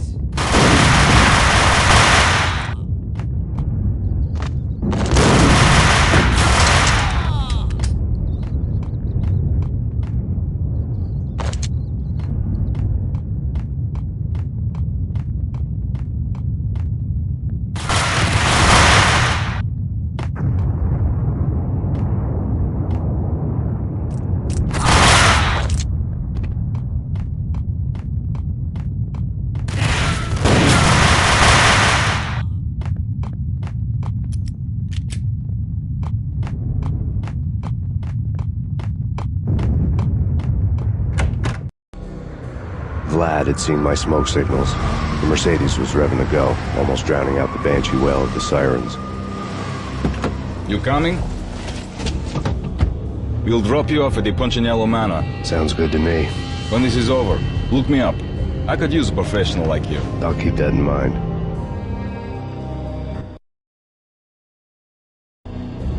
The night groaned with cold. The garden lights flickered nervously. In their light, the falling snow was dead white before the darkness ate it up. I had heard the stories. The trio were mad dogs. They'd have hung the heads of their enemies over the manor gates if the capo had only let them. Punchinello wanted Payne. He'd see the pain. The trick in my situation was that there was no trick, no matter what the movies tell you. No rules, no secret mantra, no roadmap. It wasn't about how smart or how good you were. It was chaos and luck. And anyone who thought different was a fool. All you could do was to hang on madly, as long and as hard as you could. Someone had graciously left the back door open for me and killed the guards. My money was on Mona. I knew the trio would be standing between me and Punchinello. I had read their rap sheets, thick as phone books. No one would be walking out of here alive. The numbing cold of the broken night had followed me in. Upstairs, the trio tangoed down the manor halls to the silent rhythm of their murderous hearts. The blood of their victims rust on their lips. Vince Mugnano, Pilot Providence, a.k.a. Big Brother, and Joe Deadpan Salem. The pistol was a frozen lump in my hand, piercing the skin, gnawing me to the bone.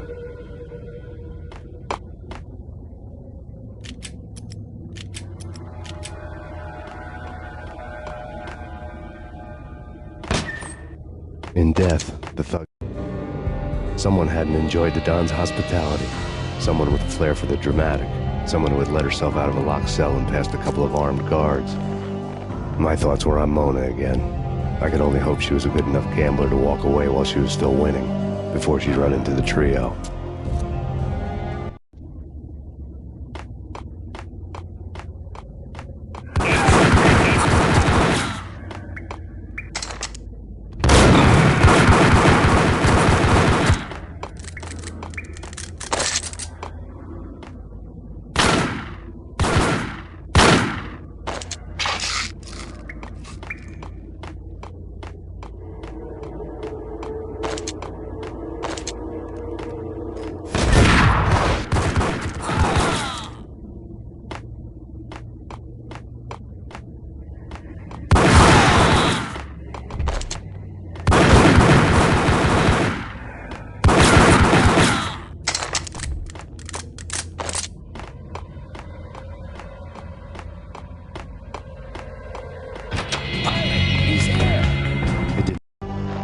The word on Lisa Punchinello was that she was a bit of a witch. The tarot cards on the kitchen table fit the picture. They weren't my kind of cards, but I was willing to take a crack at the hand Mrs. Punchinello had dealt. The first card was the tower. Maybe that was supposed to be the manor. It got easy after that. The devil was the master of the house, and death was me, coming for him.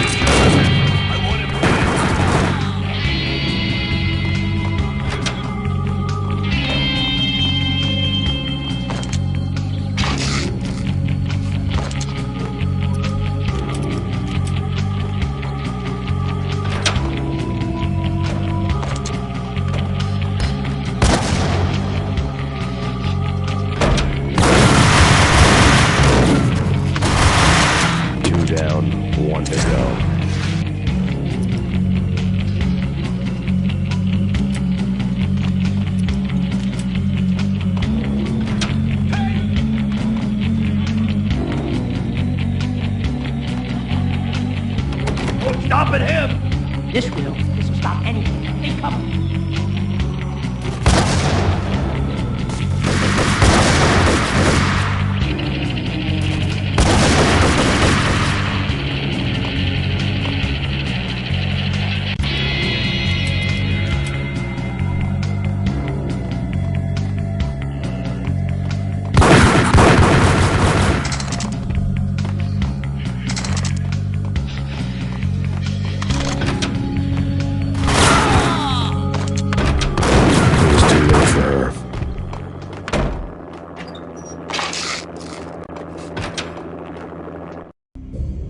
You're a real angel, Max.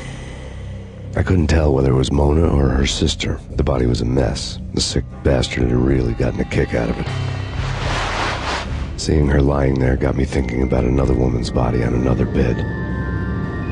Got me thinking about a fallen cradle.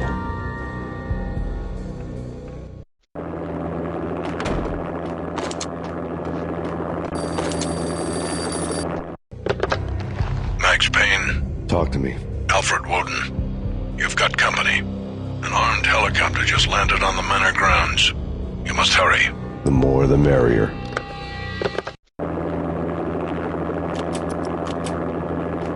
Into the road, Payne.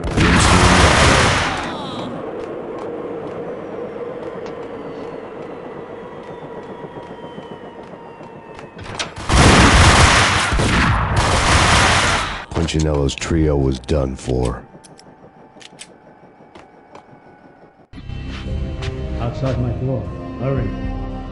He's coming for me. You gotta hurry.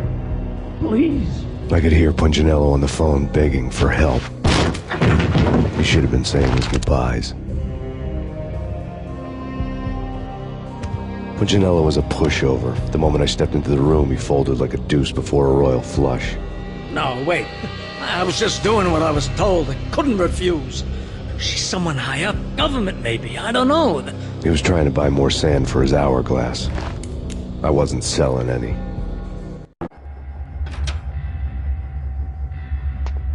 No, I told him not to.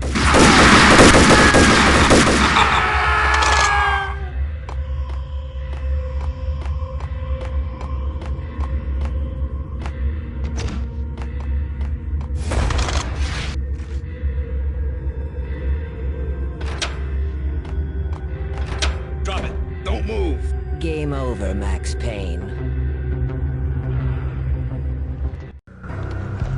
I could tell when I was outgunned. It was time to take another beating. The mystery witch was a real barracuda. Trouble on dagger heels, a smoking assault rifle in her hand, and an army of killer suits behind her. How sweet. I get to kill two birds with one stone. Sooner or later, it was going to catch up with you. Mr. Payne, it's time to show you the benefits of my brew. Be a good boy now. You'd find that Lady Luck was really a hooker. You were fresh out of cash.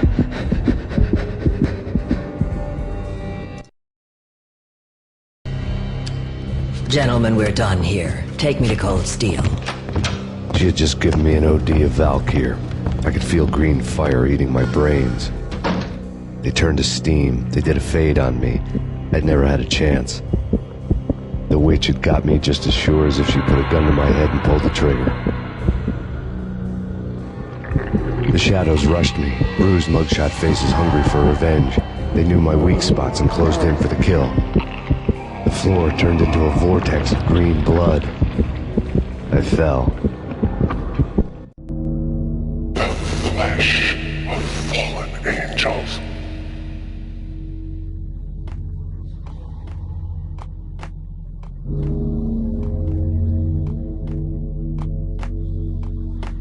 Who's there? Max? Max, is that you? Max? Where are you, Max? Please.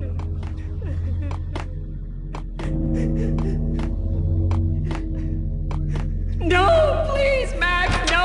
I'm sorry. Please don't, Max, no, please. Max? Where are you, Max? Please. The letter was staring at me. There was something disturbingly familiar about the letter before me. The handwriting was all pretty curves. You're in a graphic novel. The truth split my skull open, a glaring green light washing the lies away. All of my past was just fragmented still shots, words hanging in the air like balloons. I was in a graphic novel. Funny as hell. It was the most horrible thing I could think of.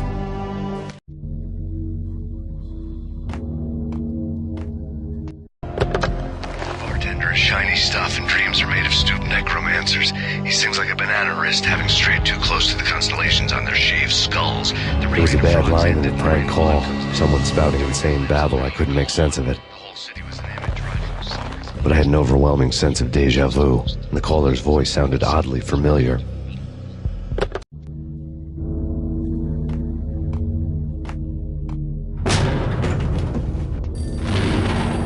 The weird piece of paper looked dangerous. There was something disturbingly familiar about the letter before me.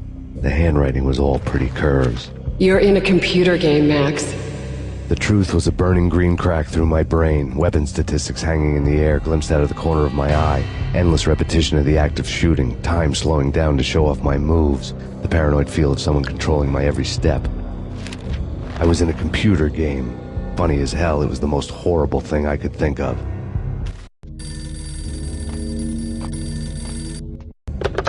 Don't lose it. It's Valkyr. The drug. Snap out of it. Try to remember. It was a bad line in a prank call. Someone spouting insane babble. I couldn't make sense of it. But I had an overwhelming sense of deja vu, and the caller's voice sounded oddly familiar.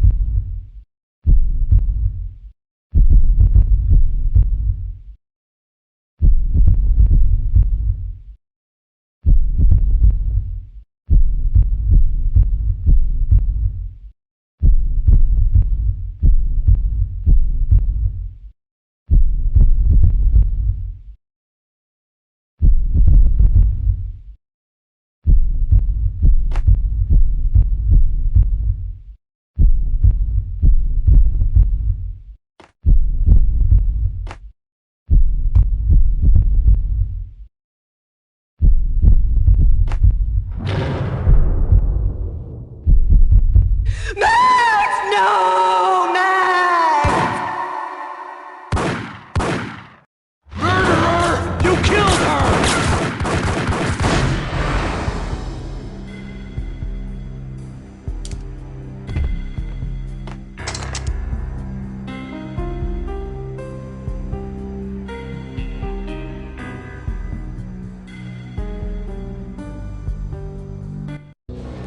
Max, something happened at the office today.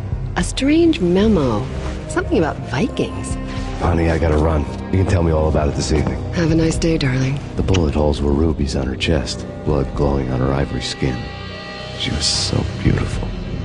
The killer was smiling. The flesh of fallen angels.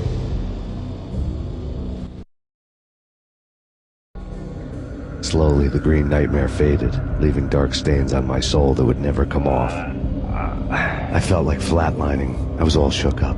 I woke up in a cold sweat, sick and tired to the bone, lying in a puddle of my own puke. The hag had said take me to Cold Steel before it had all gone crazy. It was a clue, the only one I had. It took me forever to crawl back to my feet and hit the road, but when I did, I drove straight to Cold Steel Foundry outside the city. There was a whole lot of action around the place for a freezing winter night. Trucks coming and going, men running.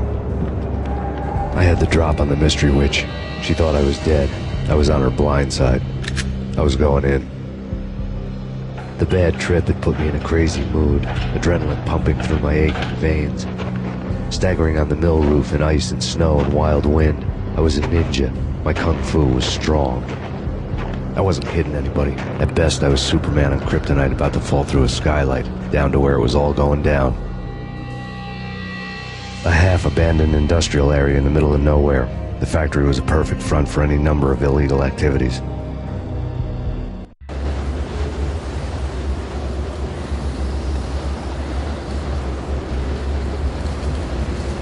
In the belly of the plant, molten metal boiled and bubbled like a witch's brew.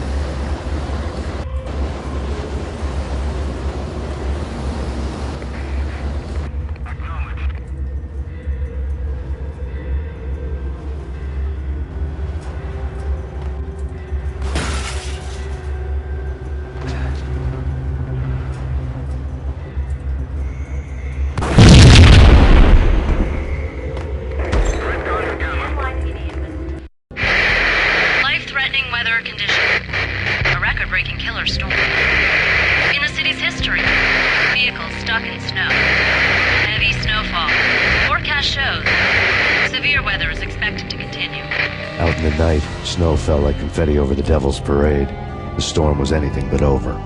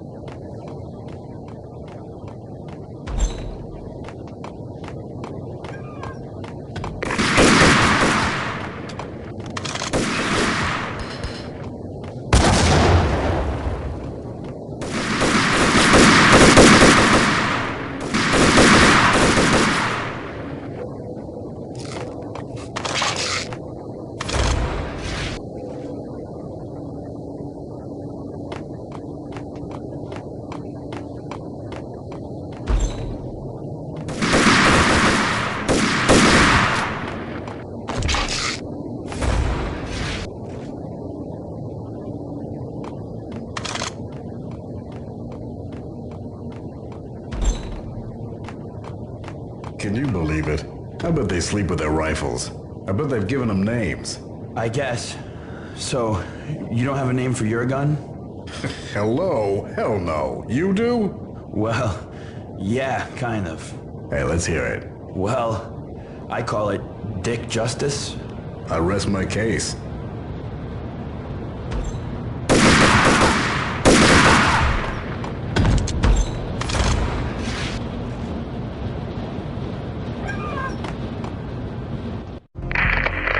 Perimeter breached. The facility has been compromised. Repeat, the Deep Six has been compromised. Initiate Operation Deadeye. The walkie-talkie military lingo could mean only one thing. They were getting ready to destroy the evidence and vanish into the night. I was so close. The hidden truths were just around the corner.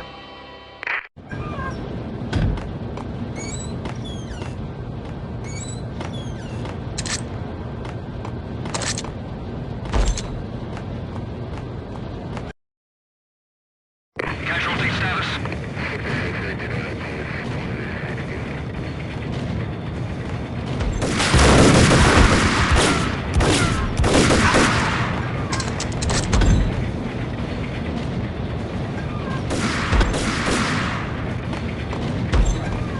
The folder on the table told a grim tale.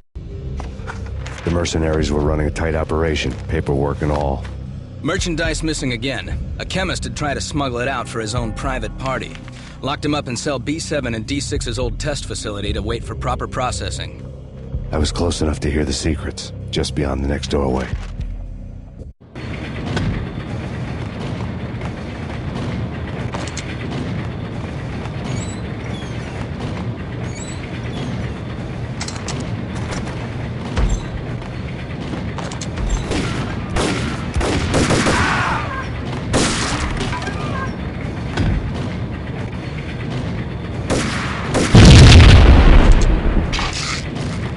Damage assessment.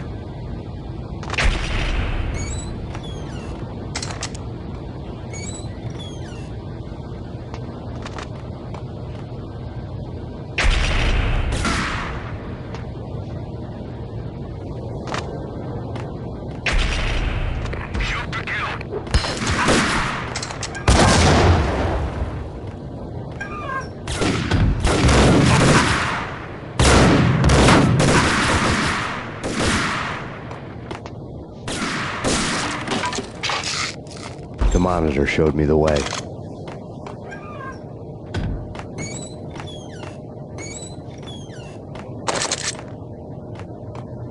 Processing diagrams filled the control room screens, all but one.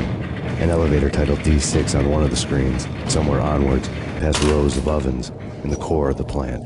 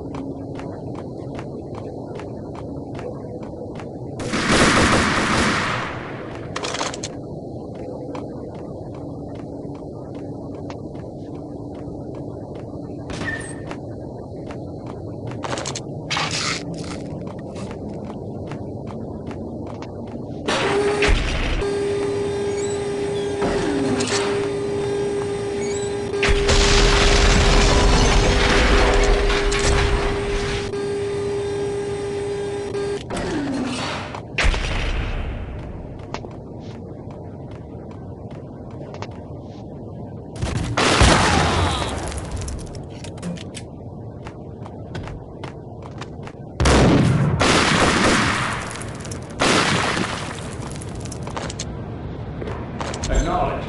Target controls destroyed. Repeat, oven controls have been destroyed.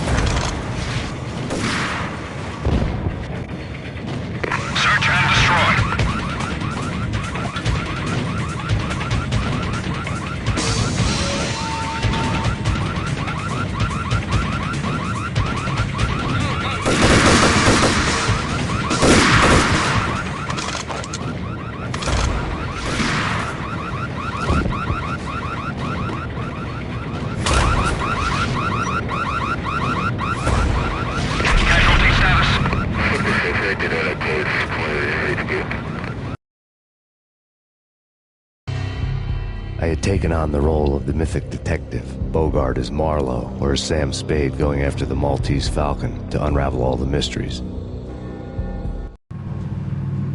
Following a path of clues to that final revelation, even if it would take me down to the cold, cavernous depths of a grave.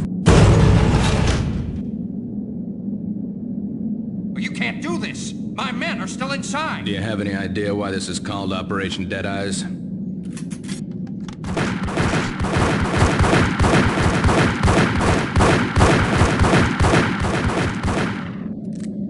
I think he's dead already. Let's do it.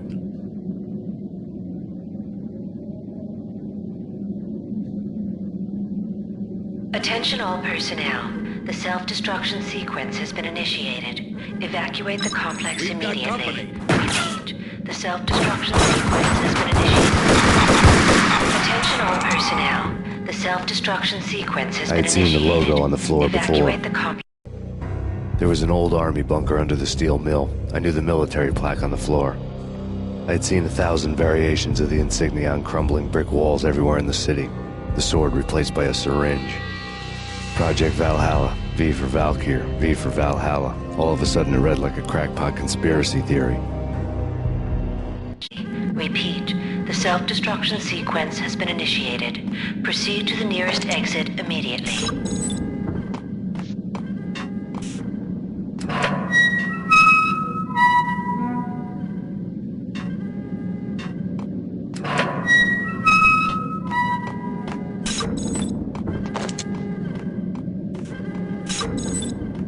Abort! Abort! The self-destruction sequence has been initiated! Go! Go! Go!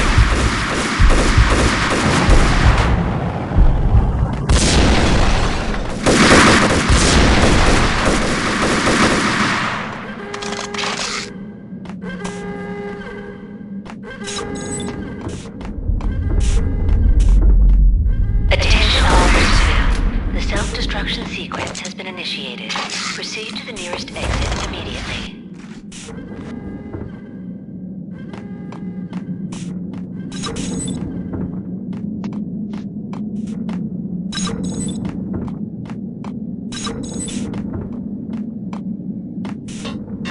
The chemist had been using the workstation when he died. The half-life of the lab rat had ended online, his password blinking on the screen. 665, the neighbor of the beast.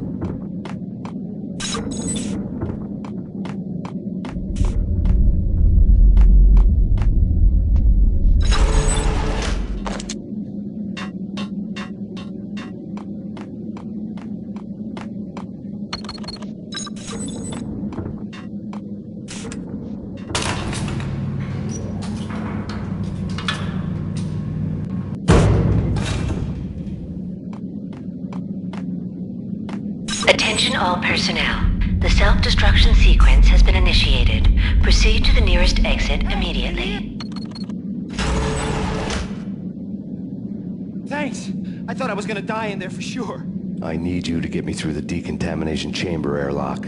You're crazy! No way! The place is blowing up, for Christ's sakes! Either that or back to the cell. Your choice. Okay, okay, I'll do it. I'll do it.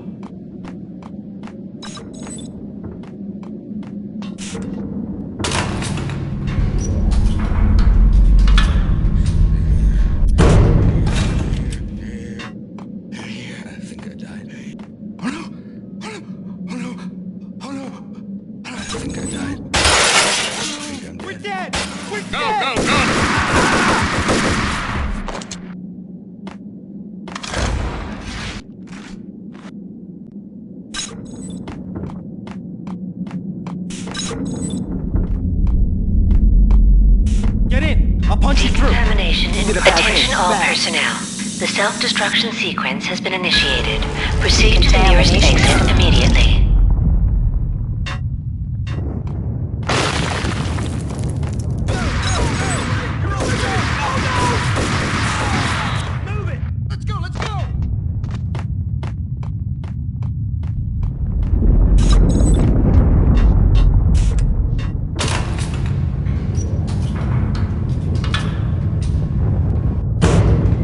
Caught in the middle of the deadly web that was the Valkyr case.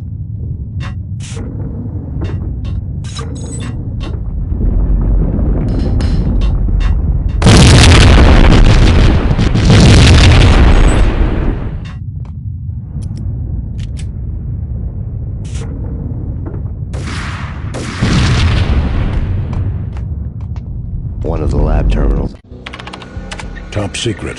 Project Valhalla. U.S. Army. Yggdrasil Network.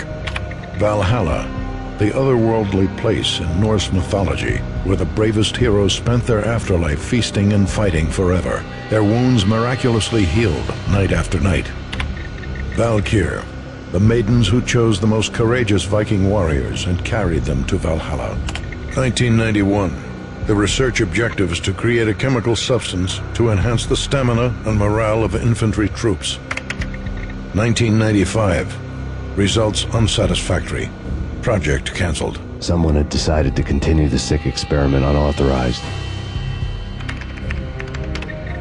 Project compromised. Data leak. Fix the damage by any means necessary. Security clearance red. Authorized by the project lead. Field test. Double the dosage for all the remaining test subjects. Observe and record the subject's behavior in an urban setting. The drop-off point was my old address in New Jersey. The file dated 3 years ago. Just when you thought you had reached the deepest depths of horror, it suddenly got worse. How to turn off that small voice inside your head that started to whisper that you should be glad that now, if not before, your revenge was justifiable on any conceivable moral scale. That small voice proved, beyond any doubt, that I was damned. The dagger-heeled woman had come and gone a long time ago. There was nothing more for me here. The bunker's name was acting as a self-fulfilling prophecy.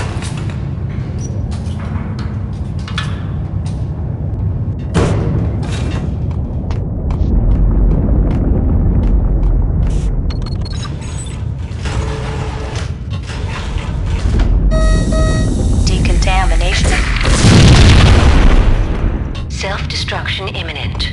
30, 29, 28, 27, 26, 25, 24, 23, 22, 21, 20, 19, 18, 17, 16, 15, 14, 13,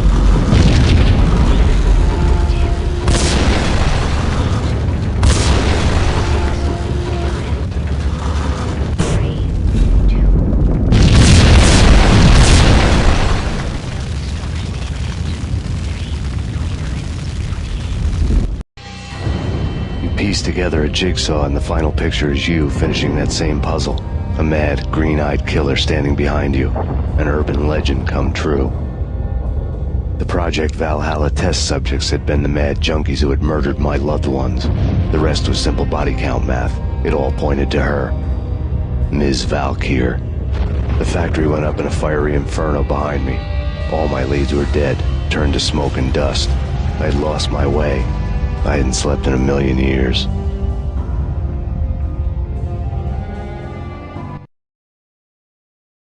I felt thin as death. I've been living on an endless supply of week-old donuts. They were fuel for this crazy furnace inside my head. I couldn't remember when I had last seen the sun. I was on a permanent graveyard shift. When the darkness fell, New York City became something else, any old Sinatra song notwithstanding.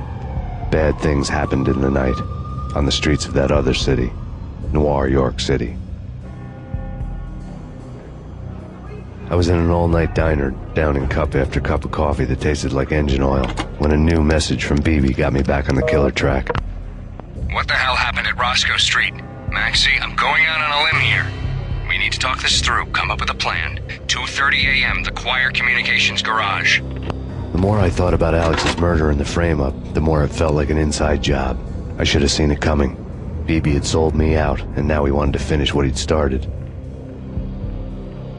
The garage was dead. BB showed up in his tailor-made suit, gold watch, and cufflinks to match. All way beyond a cop's pay. Maxie. Oozing suave charm, he was guilty as hell. What the hell does BB stand for anyway? Backstabbing bastard? Come on, don't be like that. Have a cigar. I don't smoke. Maxie, you have no idea how big this is. It's huge. You have no idea. I think I do. You're a bribe-taking bent cop who sold out his partner. Those mobsters in the subway were a dead giveaway. Hard to miss. Bet it was exactly like this with Alex. Up close and personal. You can't win this one, Max. No, but I can make damn sure none of you do either. BB turned out to be another cardboard cutout bad guy.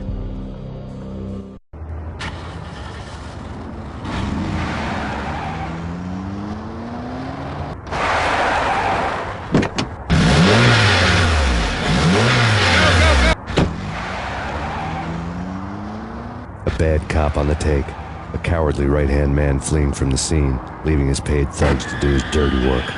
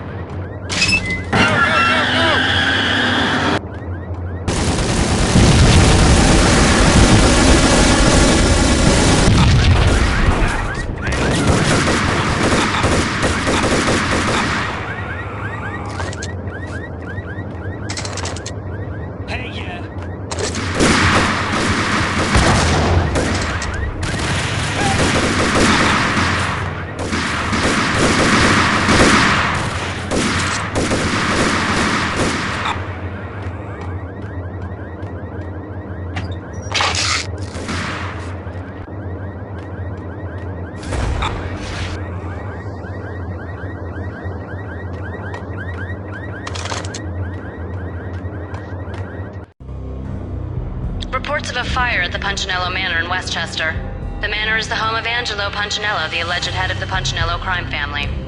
The police are now saying, contrary to their earlier statements, that Max Payne is still alive and at large. He continues his vendetta against the Mafia, of which this last act of arson is attributed to. I had no recollection of setting any fires, but I did remember the flames.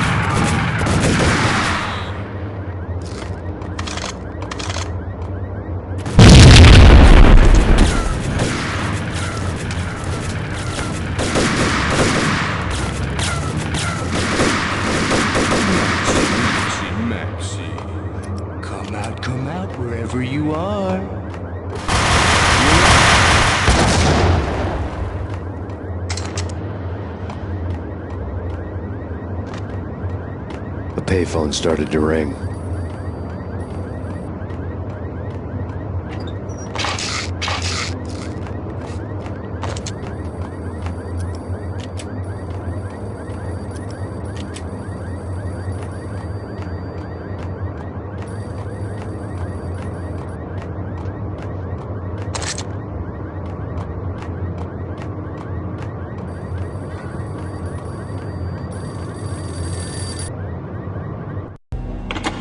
Yeah. Thanks, Payne. Whatever does it for you. This is Alfred Woden. I can give you the name of your enemy. Come to the Asgard building presently. We are expecting you.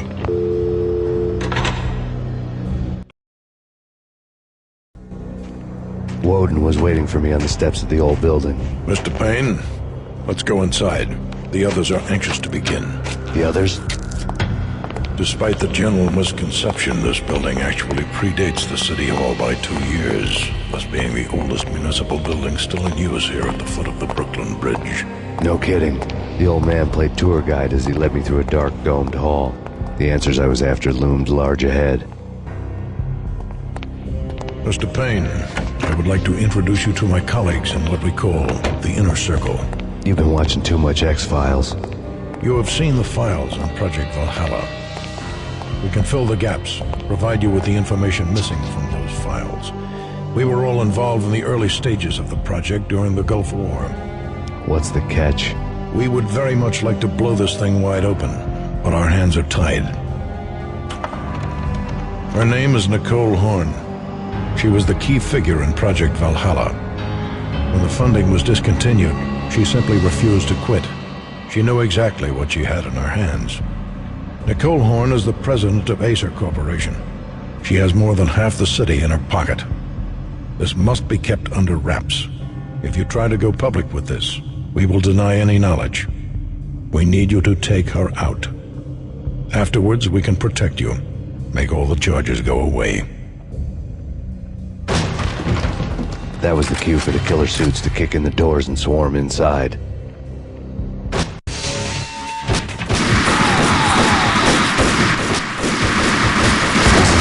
Floor show, but I decided to leave early anyway. It was only a one-story fall.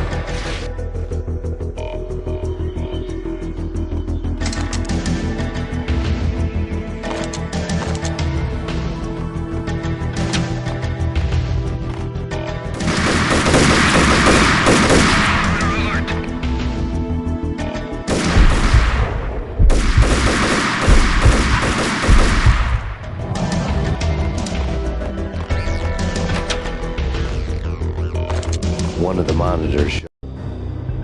On screen, the so-called corpse of Alfred Woden stood up, miraculously waking from his dirt nap, looking smug among his dead pals. In the land of the blind, the one-eyed man is king. I didn't know how he'd pulled it off, but it was a pretty slick way to get out of all his promises. Most of what he had said fit too well to be a load of crap.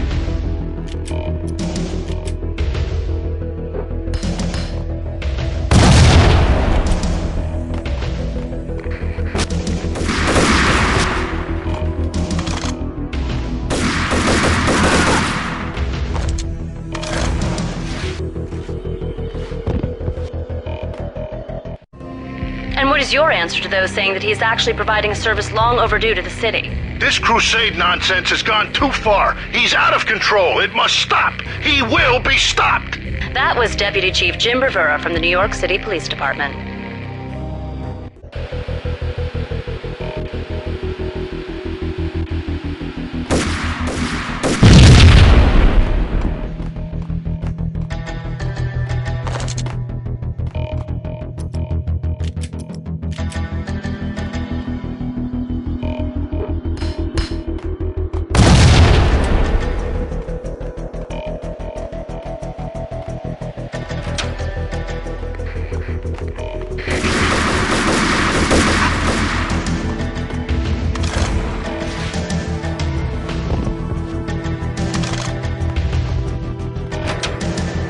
Videotape lay. Nicole Horn had blackmailed the inner circle into silence. The tape came with a curt extortion note on a piece of expensive paper. I remembered Candy Dawn taping her clients in action on the side, selling the tapes to the highest bidder. I was sure that kinky sex was nowhere near Alfred Woden's worst sin. But I had a feeling that when this was over, any collateral would come in handy.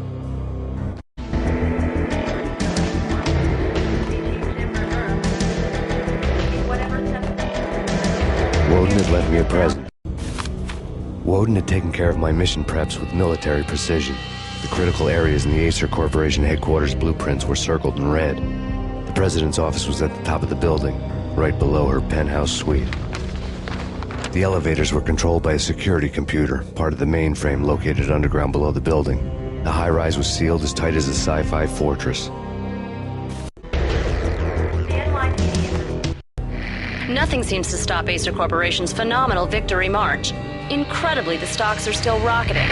Worried experts already see a danger in the company's success. Some have gone as far as to say that Acer Corporation is about to become an even bigger monopoly than Microsoft ever was.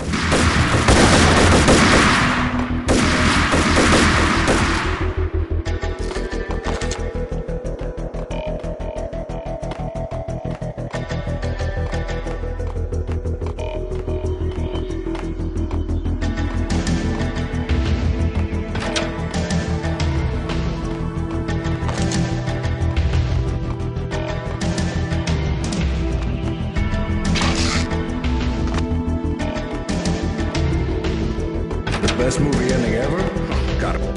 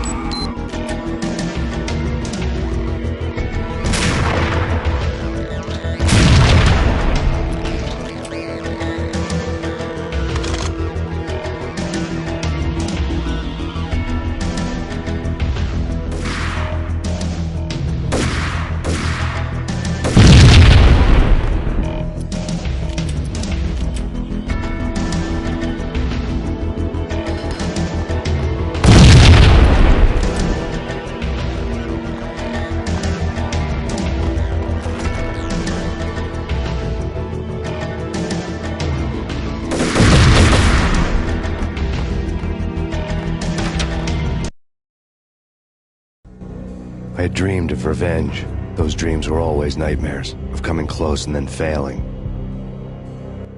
Now I was close. I had a name to guide me, Nicole Horn. I had nothing to lose.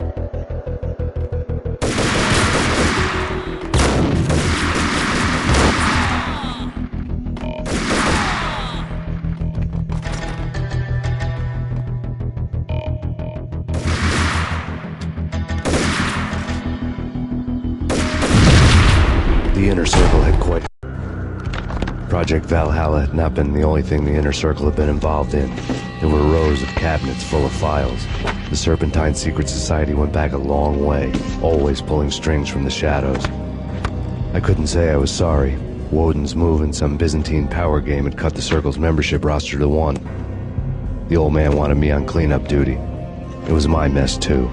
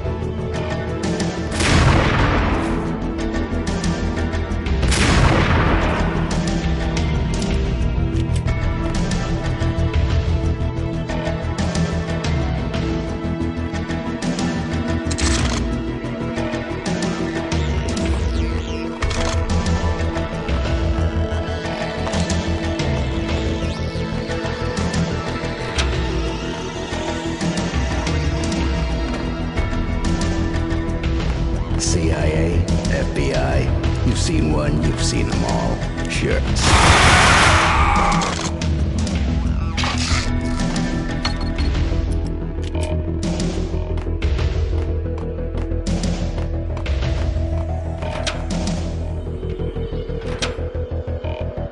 Take him down. Shoot to kill. Let's finish this.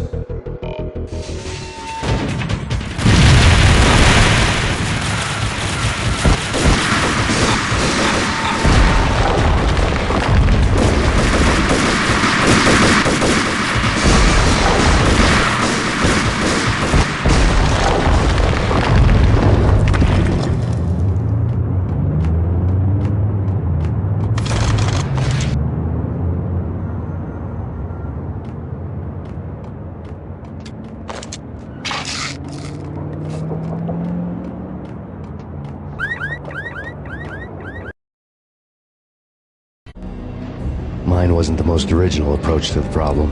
It wasn't as if it hadn't all been done before. An eye for an eye, the first principle of revenge. Old as dirt, still going strong. The cardinal rule in going after someone with an intention to kill was not to make it personal, which it almost always ended up being anyway. It did with me. I took my time, cruising around the city in the snow. There was no hurry. I knew what I had to do now. I took my time, thinking about it, building up the rage. When I was ready, I parked the stolen wheels at the front entrance of the Acer Corporation headquarters. Got out, got in, got cracking. I had a bullet with Nicole Horn's name on it. I had 10,000 bullets with the Hag's name on them.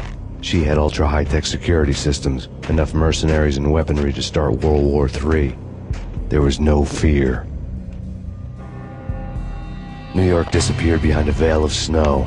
I had crossed the threshold. This was her domain, sleek and sexy and soulless, all glass and steel. A place of color-coded security keycards, metal detectors, and surveillance systems.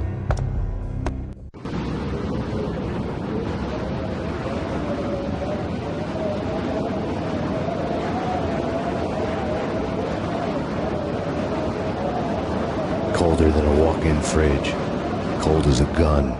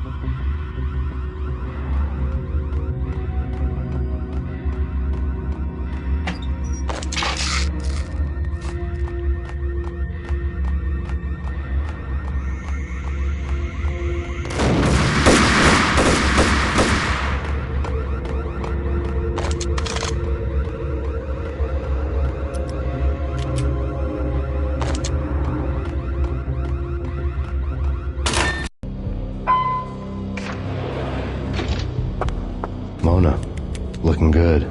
Max, we gotta stop meeting like this. It will be a cold day in hell before I let a narc cop stop me. Miss Sachs, do your job. Relax, Max. You're a nice guy. I don't kill nice guys. You're not bad yourself. It was different when Horn wanted Punchinello dead. To cut her ties to the Mafia, he deserved to die. The same goes with her. She's the bad guy here. Her sister was whispering to her in my favor. I knew the appetites of ghosts intimately. They hungered for revenge. No! A gunshot boomed and she fell down in slow motion. She was a nice girl, not really a stone-cold killer. And now she was stone-cold dead. Like religious fanatics or loyal samurai, Horn's private army was coming at me. Request assistance. Located.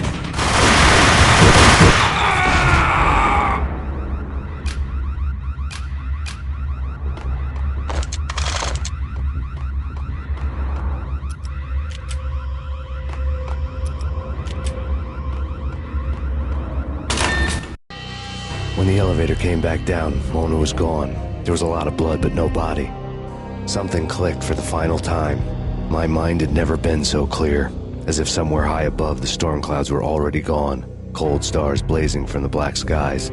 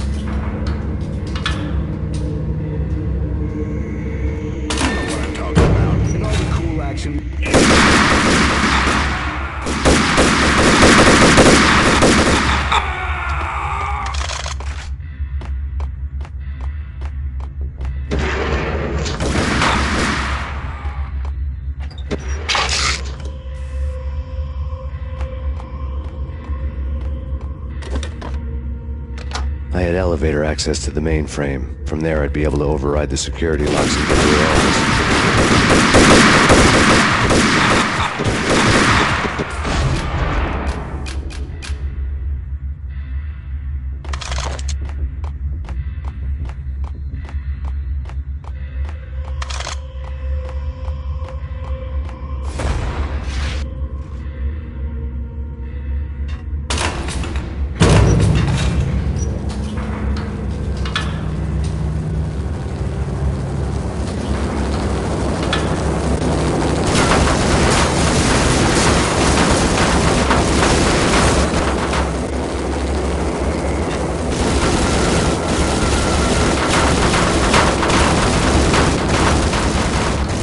The unmarked chopper was Horn's pet guardian, inhuman and flawless. It was stalking me.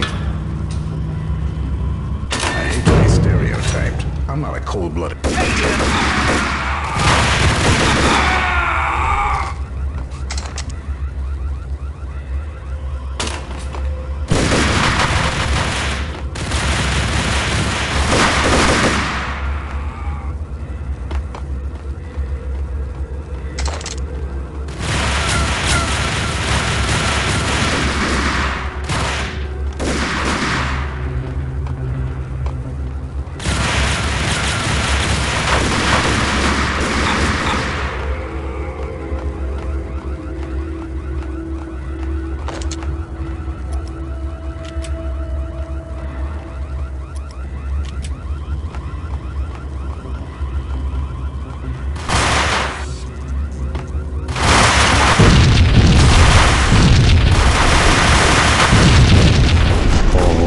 Were now offline. All bets were off. The elevator will take me all the way up.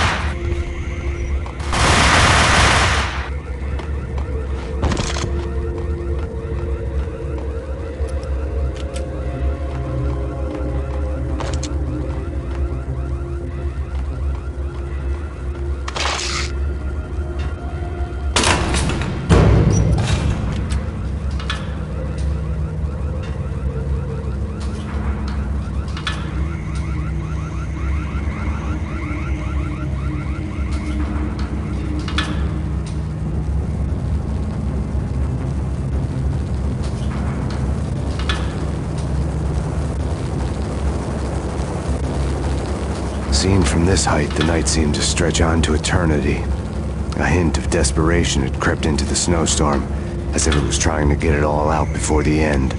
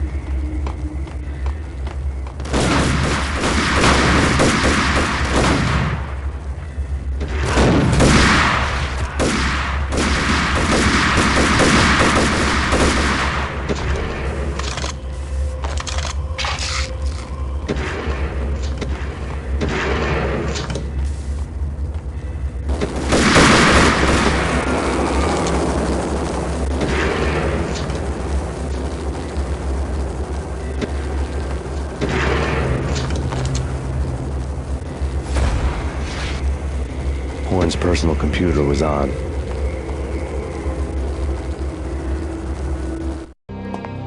Next to the printer was a neat stack of expensive paper. Hacking through Horn's computer would have unearthed files of criminal plans, strategies for world domination, spy helicopter reports, illegal wiretap recordings, internet porno, all of the above. Take your pick. I really didn't care anymore. I had seen too much of it already.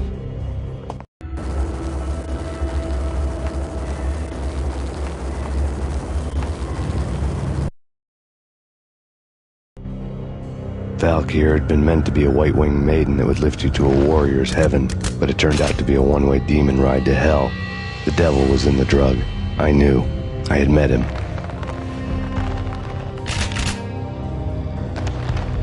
And now I was gonna kill her.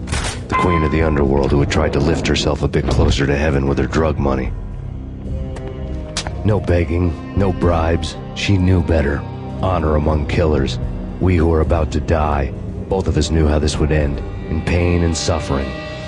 All this because your wife stuck her nose into things that were none of her business. The cops were coming to take me away. The sirens were like a bad conscience I couldn't shake. It's ridiculous you've made it this far. You won't be alive when they get here.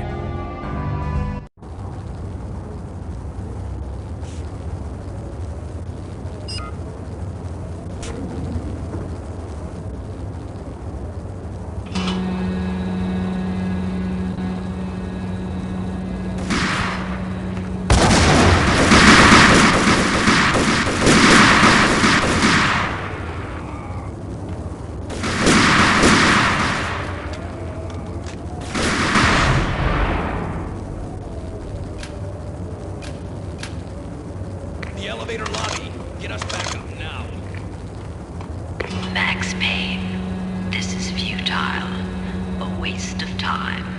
The deaths of your wife and daughter were necessary. Inevitable. It is done. You cannot bring them back. Nothing you do will make it any better.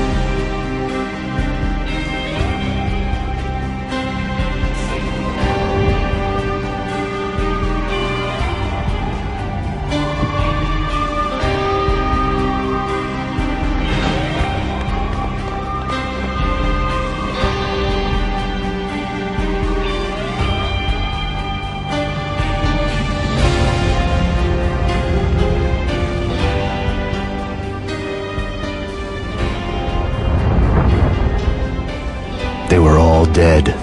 The final gunshot was an exclamation mark to everything that had led to this point. I released my finger from the trigger. And then it was all over. The storm seemed to lose its frenzy. The ragged clouds gave way to the stars above. Max Payne, this is Deputy Chief Jim Bravura from the NYPD. We've got the building surrounded. Throw down your weapons and lie down with your hands behind your head. A bit closer to heaven.